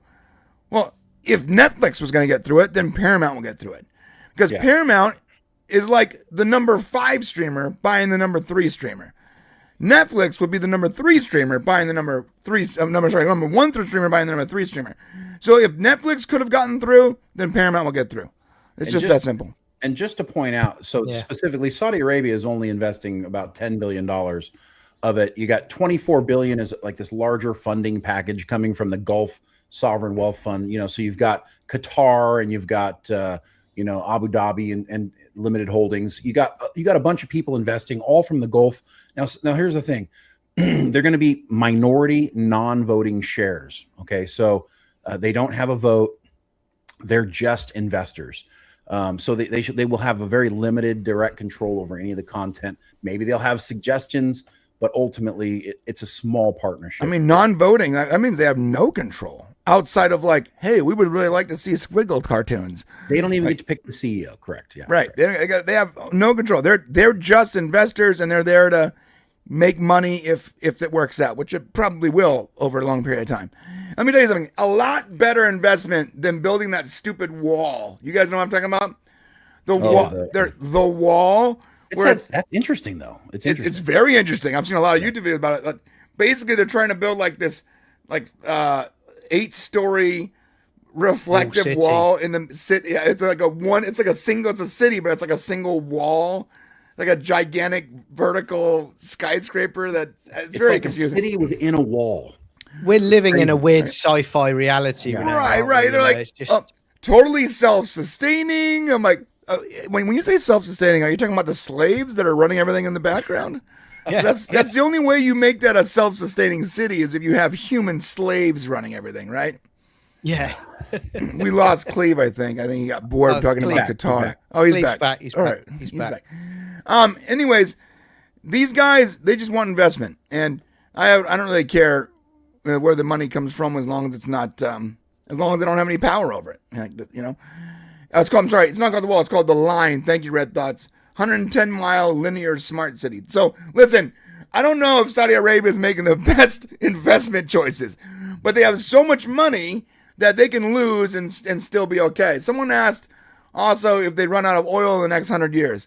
I have no idea when they want to run out of oil. I do know that we have a huge reserve here that we haven't touched. So when they do, well, why are you talking about Saudi Arabia? I live in the UK. We're very close to running out of oil and gas now. That's because you buy yours from everybody else. Yeah, you buy yours from Saudi Arabia, right? Yeah. I don't know. I don't even know how your country is like sustaining itself. Because it's not. You have it's very small, and you have to buy everything from everyone else, right? Well, you pose some logical questions there. We've got the North Sea, which is a great place to drill for oil, and we're spending billions of pounds a year to buy oil from Norway, who are drilling in the North Sea. Make it make sense. So roundabout, basically, John's country is funding the deal that is allowing Paramount to buy Warner Brothers. That's what I'm hearing. This is why I'm pleased about hearing about what Cleve has to say, because it gives me hope that I can get off the planet. Gotcha. I need hope right now, everybody. Let me tell you something. If there was oil on the moon, we would have been there 40 years ago. We would have been there 50 years ago. Yeah. It would have been our number one priority. Isn't that a shame as well, though, guys? Do you think that now politicians have suddenly realized, oh, hang on a minute, the Chinese are catching up. We need to go back to the moon, when all of that time before, you could have been on the moon. Yes, but save that for the next segment. Funding it. Save that question for the next segment. We're going to wrap up this segment real quick. One thing to note about Paramount SkyDance is people are asking, what's going to happen to Star Trek? What's going to happen to DCU? And I want to make it really clear here. We don't know, but there has been articles, interviews with David Ellison, where he has specifically said that they are not going to be removing leadership from Warner Brothers. In fact, the contracts that are in place are not only going to be honored, but they'll probably be renewed, because the reason they're buying Warner Brothers is because of how successful how much they've turned around the company. And a big Paramount, on the other hand, and a big part of that is because of the leadership and these like James Gunn and the other guy. Yeah, his partner, less important guy, Peter Safran. But also like the entertainment heads. There's a lot of people over there that have been doing really good stuff because Zaslav hired people that knew what the hell they were doing. So people are like, oh, well, Paramount's going to buy Warner Brothers, and they're instantly going to shut down the DC project, and they're going to bring in,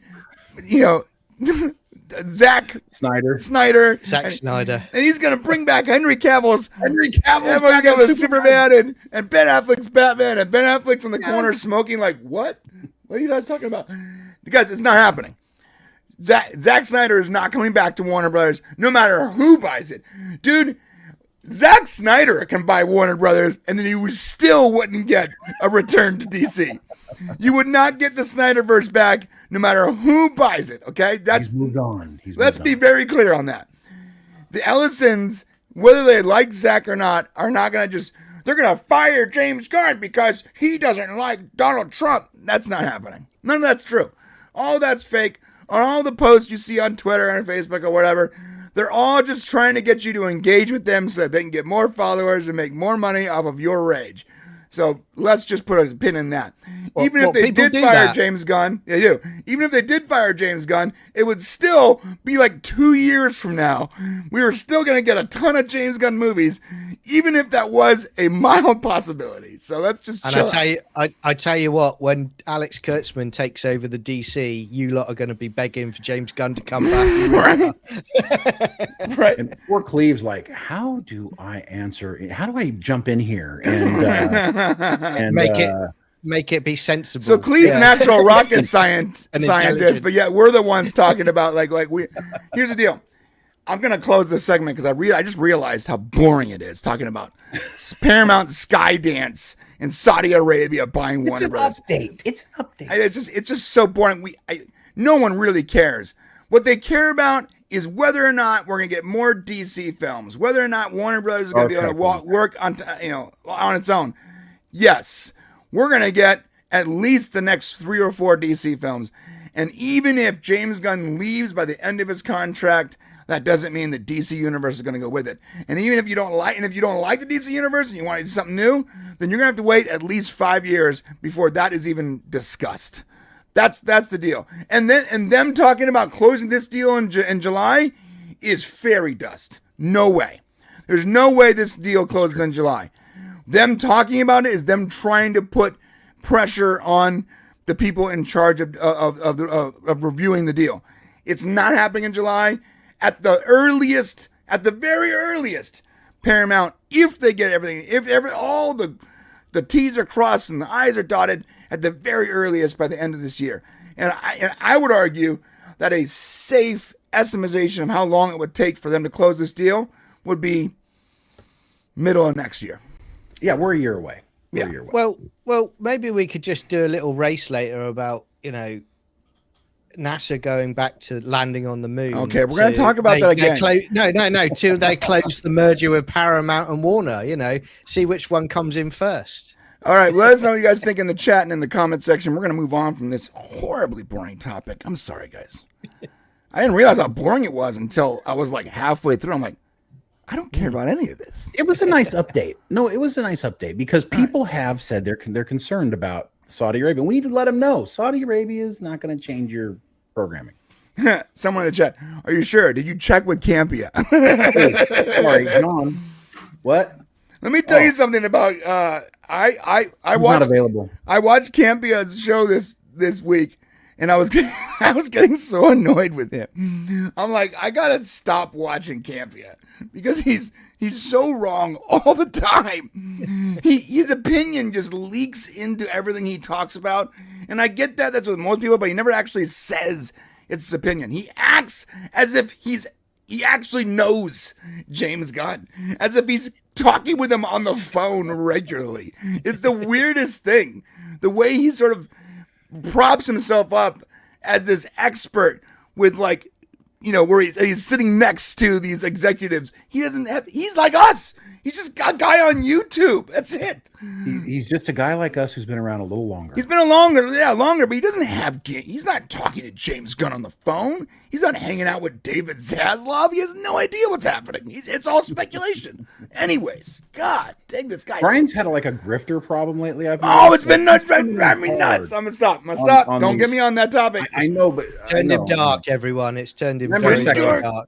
Member section. In the member section, I'm gonna go hard on grifters, but we're gonna be more positive here. We're going to be a little professional today. We have a guest on here that's professional. On the We're public hold section. this together, boys. Hold it together. All right, we got to talk about. Oh, hold up, let me start the clip here. I got clip. We need to talk about Bob Lazar. Ooh, yes. All right, question. Were you able to, was everyone here able to watch it? I know I sent it to you, Cleve, but I'm not sure how easy it was for you to get to the movie. Did I just lose Cleve's audio? Nope, Okay. I'm here. I'm sorry. I watched the preview, not the movie. I've got a general idea of what's going on there. Okay. Um, So the one really cool thing about this, and I know Shane has a lot to say, and so does John, so I'm going to let them go. I just want to get my 2 cents in before they just take over the next 20 minutes. One really cool thing about this was not just a regular documentary. There was actually really cool visuals that I haven't seen before. And you know me, I do not like a lot of the disclosure documentaries because they're all the same interviews, all the same clips, and they just repackage them. In fact, one thing that really bothered me about the last big disclosure doc was that I couldn't download it in anything but 4K. And my thought was, why does this need to be in 4K? Why? It's a bunch of people talking to a camera saying the same thing they've been saying for 25 years. It doesn't need a 4K only release, guys. But I watched this and I was like, actually, this is cool. And so I want to play you guys a trailer and then let you guys run with it, okay? All right. Here we go. I got to get through this ad because I don't have YouTube Plus. I apologize. All right, here we go. Okay, here we go. And here we go.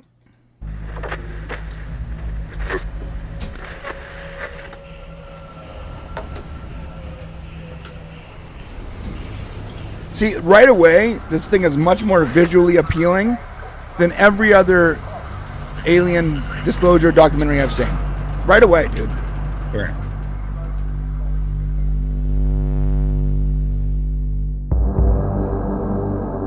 Physical evidence now exists which proves that there is life elsewhere, and at least one form of that life has been here.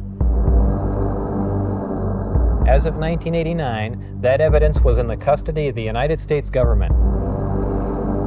Between December of 1988 and April of 1989, They I worked actually as gave a it to senior Cleve. staff Cleve physicist has in that what has evidence. to be the most secret project in history. My job in this program was to be part of a back engineering team. This particular disc appeared to be in excellent condition, and because of its sleek appearance, I nicknamed it the Sport Model. The goal in this program was to see if the technology of the disc could be duplicated with Earth materials. To start up the reactor, of course, we need some element 115. In Element fact, 115. you need 223 grams, machined into a wedge like this. The program out at S4 consisted of 3 projects: Project Galileo, Project Sidekick, and Project Looking Glass. The file on top was Project Galileo, and as it turned out, that's the project that I was part of. And that clearly referred to reverse engineering a recovered alien spacecraft. Just cannot be a secret from anyone, not just the American people, but the rest of the world. Music is great. Visuals are great. Like whoever All edited, this whoever stuff is edited so this bad really now, knows what it's they're not doing. who he is. Super slick. They're doing everything they can to keep this information secret. That's empirical evidence. I saw a craft to do that thanks to him. Now this story spills. And the world changed.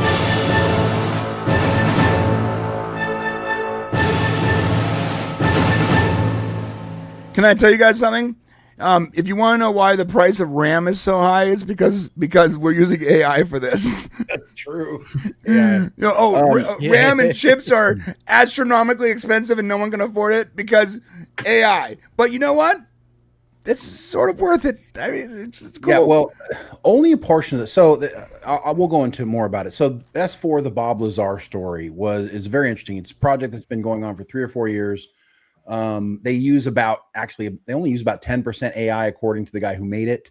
The rest of it, they used actual actors. They did composites. They spent millions and millions of dollars to make this. It's a Canadian company, Canadian guy. But the real story here behind this is that I've been following the Bob Lazar story since the 80s. Very intriguing. And of course, the only person who's ever said they worked out at S4 in the, Papoose Lake near Area 51. The first guy the only person who's ever really come forward about it. And so, of course, we've followed him over the years. And the one thing this movie does better than anything else is it clarifies his story. So I've always heard him say it. I've always heard him kind of explain it, but I've had a hard time following, like imagining what it might look like or following how the materials work. This movie, the guy basically took everything Bob Lazar has ever said and turned it into a 3D environment, almost like if you were wearing an Oculus headset, and you can actually, and I believe that might be the next thing they end up doing. So you can actually be in that world. That'd be rad. And so what they did is they recreated, using his story, his entire story, and they actually do it so clearly well that you can see the alien devices that he explains. You can see what they look like. You can see their shape. You can see how they integrate with each other. And it helped me understand what their purpose might actually be, whereas I never really understood that before from everything that he's always, every time he's told his story. So I thought from an understanding point of view, and this helped me actually believe the story even more going through this. And I have more to say about it, but John, I know you watched it several times, and I want you to get in your thoughts. Yeah, I mean, I really enjoyed the doc. I mean, the first thing that does jump out for me, and it always has with Bob Lazar, is the fact that with everything that he's saying, he could have easily done the circuit and made a fortune, and he hasn't. Whereas there are some other ufologists out there that, they'll charge you to go and commune with them. They'll charge you a small fortune, so they do game off of it.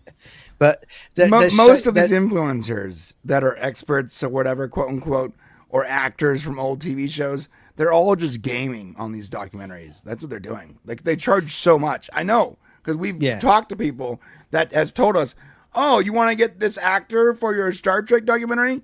$20,000, and you can meet him on his cruise ship or whatever. Like, what? Sorry, go ahead, John. And right, yeah, that old Yorkshire geek, yeah, Stephen Greer. I think what I was fascinated with as well is it's not just also the story, but it's the attention to detail that hasn't changed over the years. When you talk about things like the hand scanners, that he's talked about, right from the beginning, there's a consistency in his story all the way through. And I'm convinced as well. And I know I was also going to say before the rest of you guys come in, Cleve has stood there. He's got a man in black stood next to him who's basically saying, don't talk about the star bases. Don't talk about the star bases. We're talking about the moon base next. After this, we're talking about moon bases. Yeah. We're gonna end the public side of this with Cleve's thought on the moon bases. Go ahead, John. Yeah. So just so you guys are aware, he's never made any money. So Bob Lazar's never made any money off this. Not John is saying. So all of the documentaries that have been made, he's never seen a dime. He talks about it on the Joe Rogan. If you guys want to see two great interviews, both of Bob Lazar's Joe Rogan interviews that he did are like the biggest of all of Joe Rogan's shows ever. And it's because there's something compelling about this. But, he's never made any money about it. His story has never changed. And something that's very interesting about it, if you watch Bob Lazar, and I kind of pride myself on having a really good bullshit meter. One of the things and you can just kind of tell that the guy is kind of a head in the clouds kind of guy. He doesn't really want to talk about this stuff. It almost has to be pulled out of him. And when you do pull it out of him, it's exactly the same thing he said 40 years ago, and it's fascinating that it never changes. And I got to tell you, if he's a liar, he's one of the greatest liars. Yeah.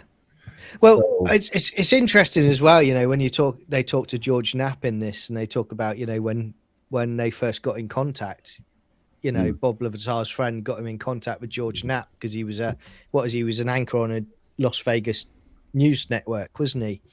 And they said because he was feeling intimidated by, you know, covert people, and he was staying at his friend's house for a while. So his friend said, let's get an interview out there, so at least that's on the record, and that might help you.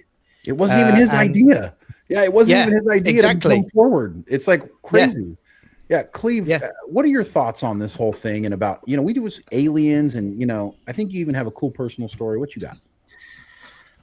Well, my grandfather mentioned was one of the Apollo engineers, and I remember one time sitting down with him at the kitchen table and saying, "Hey, Grandpa, you know anything about Area 51?" It's like, "Is that place even real?" It's like, "Oh yeah, I've been there." I'm like, what? Like, yeah. Going in was kind of interesting. You know, you fly in over near Vegas, and then they put you on an unmarked white bus, like a school bus, and then they drive you in through some security, and then you're there. Like, oh, well, what was there? And then, like any good soldier would, he clammed up immediately. What's there, Grandpa? And he's like, well, it's an Air Force base, and that was basically all he would say. But this is the same guy who, on another occasion, told me, "Hey, there's people who have various levels of like government security clearance. Like, he's like, there's secret clearance, and there's top secret clearance, and then there's clearances that don't exist. Like, what kind of clearance do you have, Papa?" He just clammed up. "What kind of clearance do you have?" Double Nothing. black diamond clearance. Yeah, he had said too much by just saying that there's security clearances. But he did not talk of any aliens, nor would he have had he seen any. And just like he said that the Apollo missions could have been fake, that the government can do a lot of things. And it's obvious this place exists. It's obvious there's secret things happening there.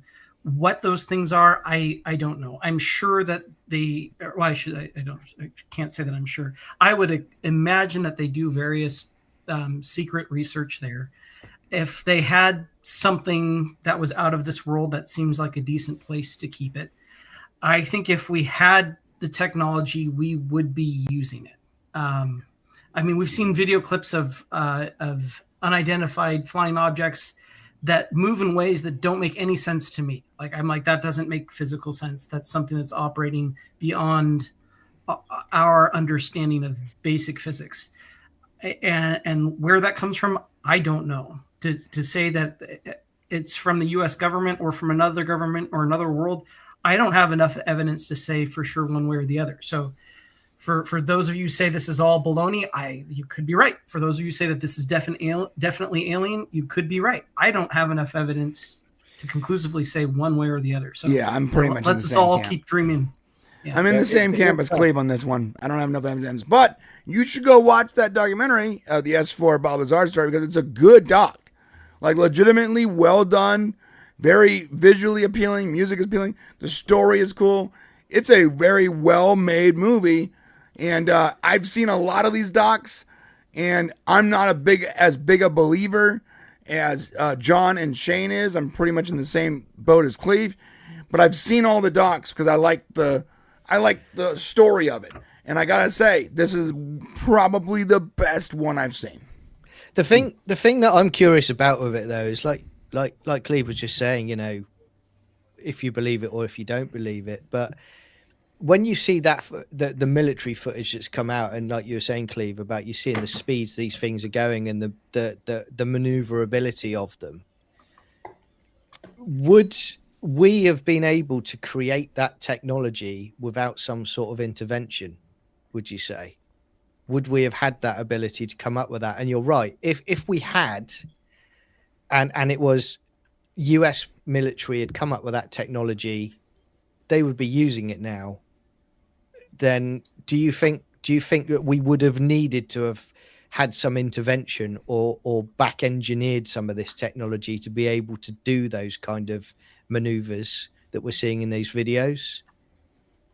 Well, so the maneuvers are the part that get me. The rapid changes of direction, like the instantaneous changes of direction. I'm a propulsion guy. Like I understand a bit about propulsion. I'm not aware of anything that would do that, because for every action there's an equal and opposite reaction. You don't go from started to stopped and back again immediately without massive amounts of force, and I don't know anything that can produce force levels like that. Clearly magnetic plasma arrays. Well, no, you'd have to be operating. And that would have to be. It'd have to be something that at least I was never taught about. Not even discussed, because wormholes sound more possible to me than some of these videos. I know, like that makes more sense. Some of this, like bending space time, makes more sense to me than the rapid changes of direction that I saw. I don't know how you impart those levels of force in that little of time. It's basic physics. What's fascinating, though, is that when you hear Bob's story and he shows you how the device worked when they key it on and how it works basically like a magnetic field. And he talked about this stuff in the 80s. The stuff we're seeing in the 2000s, the stuff that happened with the Tic Tacs and the Go Fasts and all these UAPs that we keep seeing. This is stuff Bob was talking about in the 80s that we had not seen up till this point. And so it really lends credence, I think, to his story about it. I feel like Bob has been, almost, what's the right word? I feel like he's been vindicated almost to some degree. And I'm sorry to be devil's advocate here, or people are big fans of Bob Lazar that are also creating some of the content. No, I'm not talking about content. I'm talking about the evidence that we've seen. The evidence. Yeah. Well, listen, like I told you, I know David Fravor. He's no liar. Okay. And here's the thing. He saw it. I believe it. And I'm sorry. I'm just playing devil's advocate here, guys. Yeah. I'm not saying the earth is flat. I'm saying that the evidence. If you're going to be devil's advocate, make sure you include the evidence. I think what I really just because someone saw something they can't explain. Someone saw it was videotaped. Right. So just because someone videotaped something they can't explain doesn't mean they're in on it. Doesn't mean it's real either. It just doesn't. The TikTok video footage is fascinating, but like, do we know that's real? Like, legitimately, do we know? I mean, well. So what you're saying is maybe these pilots are all lying about it? No, I'm saying that maybe. Just maybe that footage is not real. Oh, I'm saying, so what you're saying is maybe the pilots are lying. They saw it through a screen, dude. They didn't see it with their eyes. They're seeing it go by them. They're looking out their window and seeing it. So you're saying they're in front of them. Right now, they're seeing something that goes by them. They're not seeing all the stuff that we're seeing on the video screen. Objects and describing them to us. So what you're saying is they're. So listen, I hear what you're saying, but either they're lying and the government's trying to mess with us. I think it's entirely possible that there is some government nonsense going on, but I don't know. Some government nonsense going on. That's true. I think that in the doc, what I enjoyed as well was when he's talking about when he's out and the craft is in the air and he steps forward, and he's got the craft above him, and then the guy that's with him tells him to take a step back, and he takes a step back, and it's completely disappeared. And then he says, take a step forward again. And he takes a step forward and it's back there. And he was talking along the lines of, and Cleve, this is more your area than me, but he was talking about sort of, I think he said it's like an anti-gravity drive or a gravity drive that it was using. So, I mean, that's way beyond my level of intellect, I'm afraid. Seems like I've got to be honest. Give us answers, please. So again, the whole these terms of like the anti-gravity drives, I think, are just names they've made up because we've got no idea. There's no understanding of what this could be. We, quite frankly, we don't even understand gravity that well. We understand its effects, but in terms of how to manipulate it to do different things, understanding what it fundamentally we do not know how to do that. We don't know what it is. There's so much. Again, wait, please. What about magnets? Yes, magnets are well understood. We use them all the time. They produce you can use them. To magnets and gravity. Something about that, Cleve. Every time I see these people talking about, well, the magnetic field changes the gravity. Stop talking. You don't know what you're talking about. It drives me nuts. Giant magnet. And you know way more than I, Cleve. But even with my little bit of knowledge can understand how any of these people with their theories make no sense to me. Well, but That's so why they're part called of theories, where brother. and we Insane have the theories that are tendency to easily think that we're provably smart. wrong, by the way. That's not true. What are you talking about? Magnetic fields do not modify gravity. It's not how it works. I know people want to think that's not how it works. That's Well, not you how put it works. element 115 in it. Maybe it does. Oh, stop. God, Yes. Yeah. Well, but again, guys, this is where we sit there and think we understand all these things. But 100 years, just over 100 years ago, we hadn't gotten off the ground. We hadn't learned how to fly. Flying was an impossibility 150 years ago, right? We saw birds do it, and it's like, oh, maybe it's possible. 50 years ago, we thought breaking the speed of sound was impossible. Like they're like, no, a human can't do it. And then you go back a little bit farther. You don't have microscopes. Like bacteria was unknown. That's true. We didn't know what bacteria was. So there are lots still to discover. And it could very well be that someone else discovered something. Maybe our government knows. Maybe there is an alien technology. To claim that we understand all of it, and just because we don't understand how this works, is very, I'd say, arrogant on our parts. Yeah, take that, Brian. Take that. But it doesn't validate anything one way or the other. No. I'm not. Oh, yes. Thank you. Yeah. Just because we have more to discover doesn't validate people's crazy science fiction ideas on how gravity works. Look, guys. Someone in the comments how dare you? Look, someone in the comments like, gravity is a weak force. A magnet can easily negate gravity. No, it can't. It can't. You have to have opposing magnetic fields in order to levitate. You cannot just put a powerful magnet on the ground and negate gravity, because they are not the same thing. They're just not. Sorry, I'm sorry. Go ahead. But if we start going into things like antimatter, like some of these things like the dark matter that we've heard about in sci-fi for so long, these are at least things that theoretically exist and work out mathematically. So some of these things are based on, that's part of why we like sci-fi. It's like, ooh, could this actually work? And to some extent, some of these pieces do. That's how the wormholes work. And talking propulsion. Yeah, wormholes are totally theoretical. Like, we know that black holes exist, but we have no idea what's in there. Everything we talk about is theoretical. But you can bend, and we have empirical evidence of bending space and time. That's what relativity is. With That's enough what mass. Einstein demonstrated. Are you against Einstein, bro? I mean, I'm just saying. Are you against Einstein?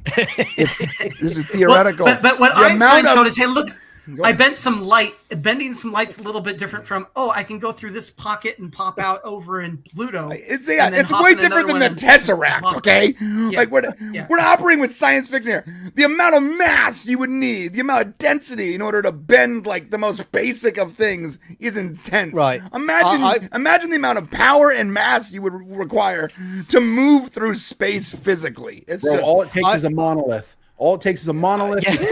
A monolith and magnets.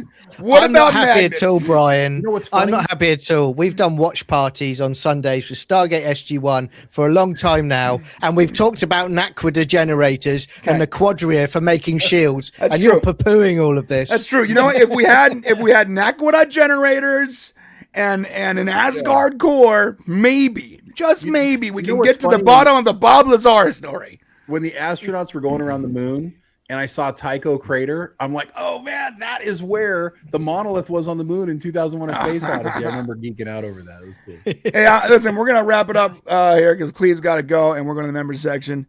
But can you read these super chats and any questions we have for Cleve before he's got to leave, dude? Let's start with Marks 47. All right, Marks 47, member for 7 months. Thank you, Marks 47, for being a member of our channel.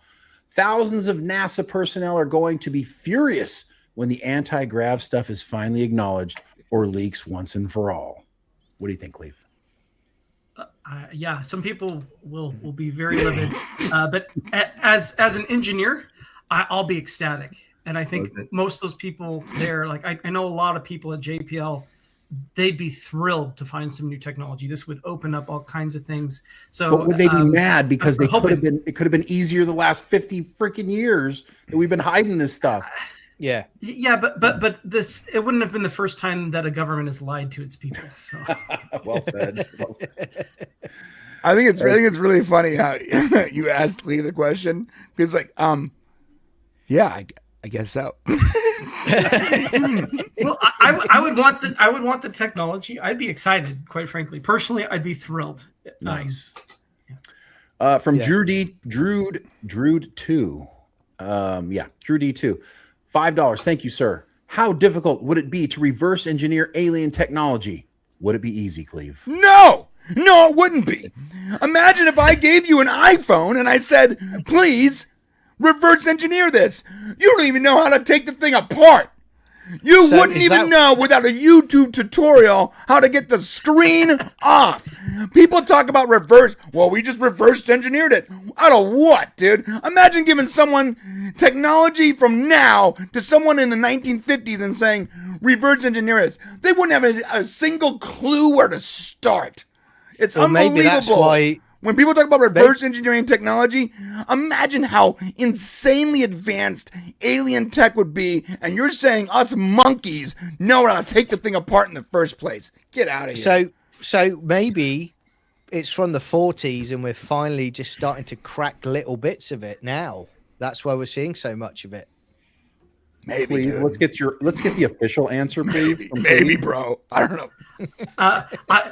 I would not have expressed it quite as emotionally as Brian did, but generally speaking, I think it'd be very, very hard. At the same time, we put every effort we could into it. One of the examples I think about is on Voyager. We've got this spacecraft that's left our solar system. We've included a gold record in a record player with like pictorial instructions on how to play it. I don't even know if someone could figure that out if they did come across it to run a record. Yeah, what is this? What do I do with this? Hey guys, And that's a simple thing, right? But that if being said, they had I would both sure say devices, try. they wouldn't even know how to put them together without instructions. I'm sorry. Go ahead. I'm kind of we glad would sure because as it heck gives our try. location. Yeah. Yeah, it gives our location so they know right where to come find us. But whoever has the propulsion to get someone through interstellar travel has figured out something far beyond, and it's be worth the effort to try. 100%. 100%. That is the best way to say it. But my quick answer, no. No, they couldn't do it. It would be very difficult. It would not be easy. That's a quick answer. I love this question here by John Byrne. Thank you, John, for the $2. Guest question for Cleve. How do we get Brian into space? Would we need more fuel because his butt is so big? Yes, want to yes, know. we would. They need to add a fourth afterburner to that sucker. Yes. What weight is the enemy? Yep. We could definitely get Brian on a rocket though, and we could get him up to space. Maybe we should do a GoFundMe for Brian. Yep. To get him a ride, at least on a Blue Origin rocket. I think that those are going for like $500,000 a piece. Yeah, so we $500,000 buddy. we can We get could do Brian it. off the planet at least for a few minutes. Yeah, guys, we can get easily, right? You know what? And Eric's right. The ship runs on Brondo. No big deal. It's what ships crave. But you've got to have all the mass of the takeaways that he'll be putting in there with him as he goes up, so he can eat while he goes around the moon. Well, but that's It's not why. really- it's No, that's not- why you put that it's not sponsored okay. by Taco Bell on the side of the ship, bro. That's how we pay for it. Brought to you by Taco Bell. Welcome to Carlos Jr. We love you. Rec Dots, quick question. Question, Brian. If it comes out they did reverse engineer something, how many crows you gonna eat? Hey, you know, bro, I'll eat all the All of crows because it's not happening. Sorry, guys. That's going to be a great live show, everybody. Oh yeah, listen, I will eat all.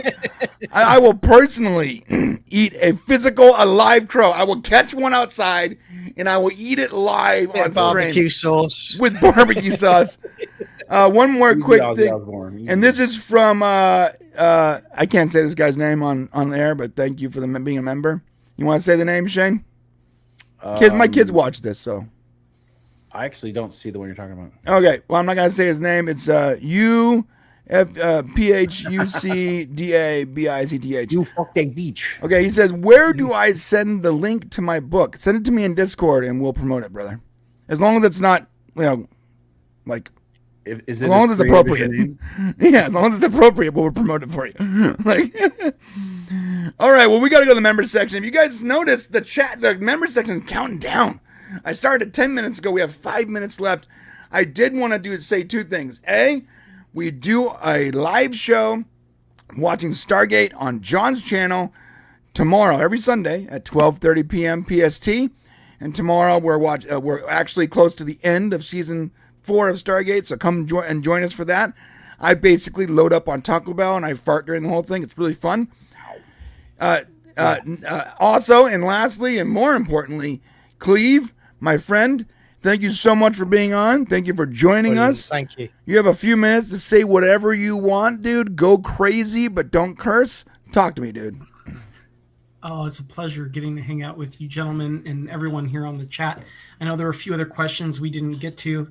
And I'd love to talk with you more about space. So if anyone ever wants to chat space or propulsion, I'm happy to be your nerd in waiting. Well, listen, do you have any socials? If we can probably bring, if Cleve's up for it, and there's more Artemis stuff, I would love to bring Cleve on again. This has been fun. Yeah, absolutely. Yeah, we can talk Artemis. We talk propulsion as you get more stuff on. We'll get you a better Lazar. camera too. We'll get you a good camera setup. Yeah, I'll come. And we'll hang out give with you a guys. background, dude. We'll put like stuff like space stuff in the background. We'll make you an influencer. Cleve the influencer. I'm up for Yeah, that. my Cleve's office- making me more intelligent just by being on the show. So I appreciate that. Thank you, my friend. Oh, it's my pleasure. I love rocket science, and I want you all to know that you guys can. Rocket science isn't as hard as it sounds. It's not rocket science. Oh wait, no. Oh, but it's fun. It's fun, and it's cool getting to understand and see and appreciate what we're doing and all these sci-fi things that we watch. Having a sense of what is real, what's based on real, and what really isn't. But it's all fun, and these shows do inspire people. They inspire these people to become members of NASA. I don't know anyone in NASA who doesn't love Star Trek and Star Wars. Like they're all like, yeah, because of this, I wanted to be a part of it. And the media does influence science, and the science is influencing media. So this is it's a great thing, and I'm glad you guys are promoting this. This is good for people. That's awesome. Thank you, Cleve. We really appreciate it. Thank you, man. We got a super chat from Michelle Sampson here. Who's that? It says super chat for the coolest guest ever. I wonder who that is, Cleve. Who do you think that is, bro? Oh, that's my lovely bride. That's his wife, Michelle Sampson. Thank you, Michelle. Thank you, Michelle. You're awesome. And John Burns says at John Y. What are you talking, John? What this does is that for mean? John. This is a John. Okay. All right. We'll answer that in the member section. Go ahead, John. You got it. Yeah. No, he needs to answer it now. Yeah. So thanks for sending that over to me. Yeah, it looks really good, my friend. I'm not going to be able to do it, but the World War I tour does look pretty good for the UK. So yeah, crack on with it, mate. I'd do it. Nice. Okay, guys. So there is the link to John's channel. That's a little cut off, but Sci-Fi Chronicles 72. And I also posted the Discord. Someone asked us, where's the Discord link? Well, there it is, and now it's on screen. If you want to send us stuff, that's the best way to send us, because we don't always check our email, if I'm being honest with you. I actually forget about our email. Shane, last time we checked our email like once every like 2 weeks. Someone was like, we just sent you I something. got to do better at that. We got to so get better bad at checking our email, dude. Yeah. But Discord, we're often in there, so come join us there. Okay, well, we're going to the member section here pretty soon. One thing I did want to, by the way, Cleve, thank you, brother, for coming on. I appreciate it. My pleasure. Yeah. And I'm on LinkedIn. And that's the only social I have. So, I'm Cleve Sampson. You know, I've never been to LinkedIn. Yeah. Is LinkedIn actually a... I'm on it. Yeah. What's the purpose of LinkedIn? Jobs, work. Yeah. Oh, I haven't had a job in 25 years. So. I have no reason to be on LinkedIn. I'll hunt you down on LinkedIn, Cleve. I'm a dirty YouTuber. Well, it's a real pleasure. My LinkedIn profile. Yeah. I know it's goofy. Is there a question we can end with here? Because we have another minute before the membership section takes over here. Drew D says the monolith is under Iraq, isn't it? Oh, I don't know. I know that the Ark of the Covenant's in Somalia. Yeah. Actually, the Ark of the Covenant is in. One of them is. One of the 13. One's in Ethiopia. One of the 13, and one's in Ethiopia. Antigrav. What about faster than light drive? They're not talking about. Faster than light is not possible. So far. Yeah, it's not possible with conventional propulsion. Correct, Cleve? Correct. We can't get there. We can't even really get terribly close to it. But that's where you got to bend space, and if you bend space and time, you can effectively travel more distance. Yes, if you bend space and time, then yes, to consider the absurdity of what you. Yes, if we had bent space and okay. Anyways, we gotta go. We're gonna play the intro. Thank you, Cleve. Thank you, guys. We're going to the member section. Care, Join us there. If you want to become a member, we'll talk more about this then. See you then. Bye-bye. Yeah.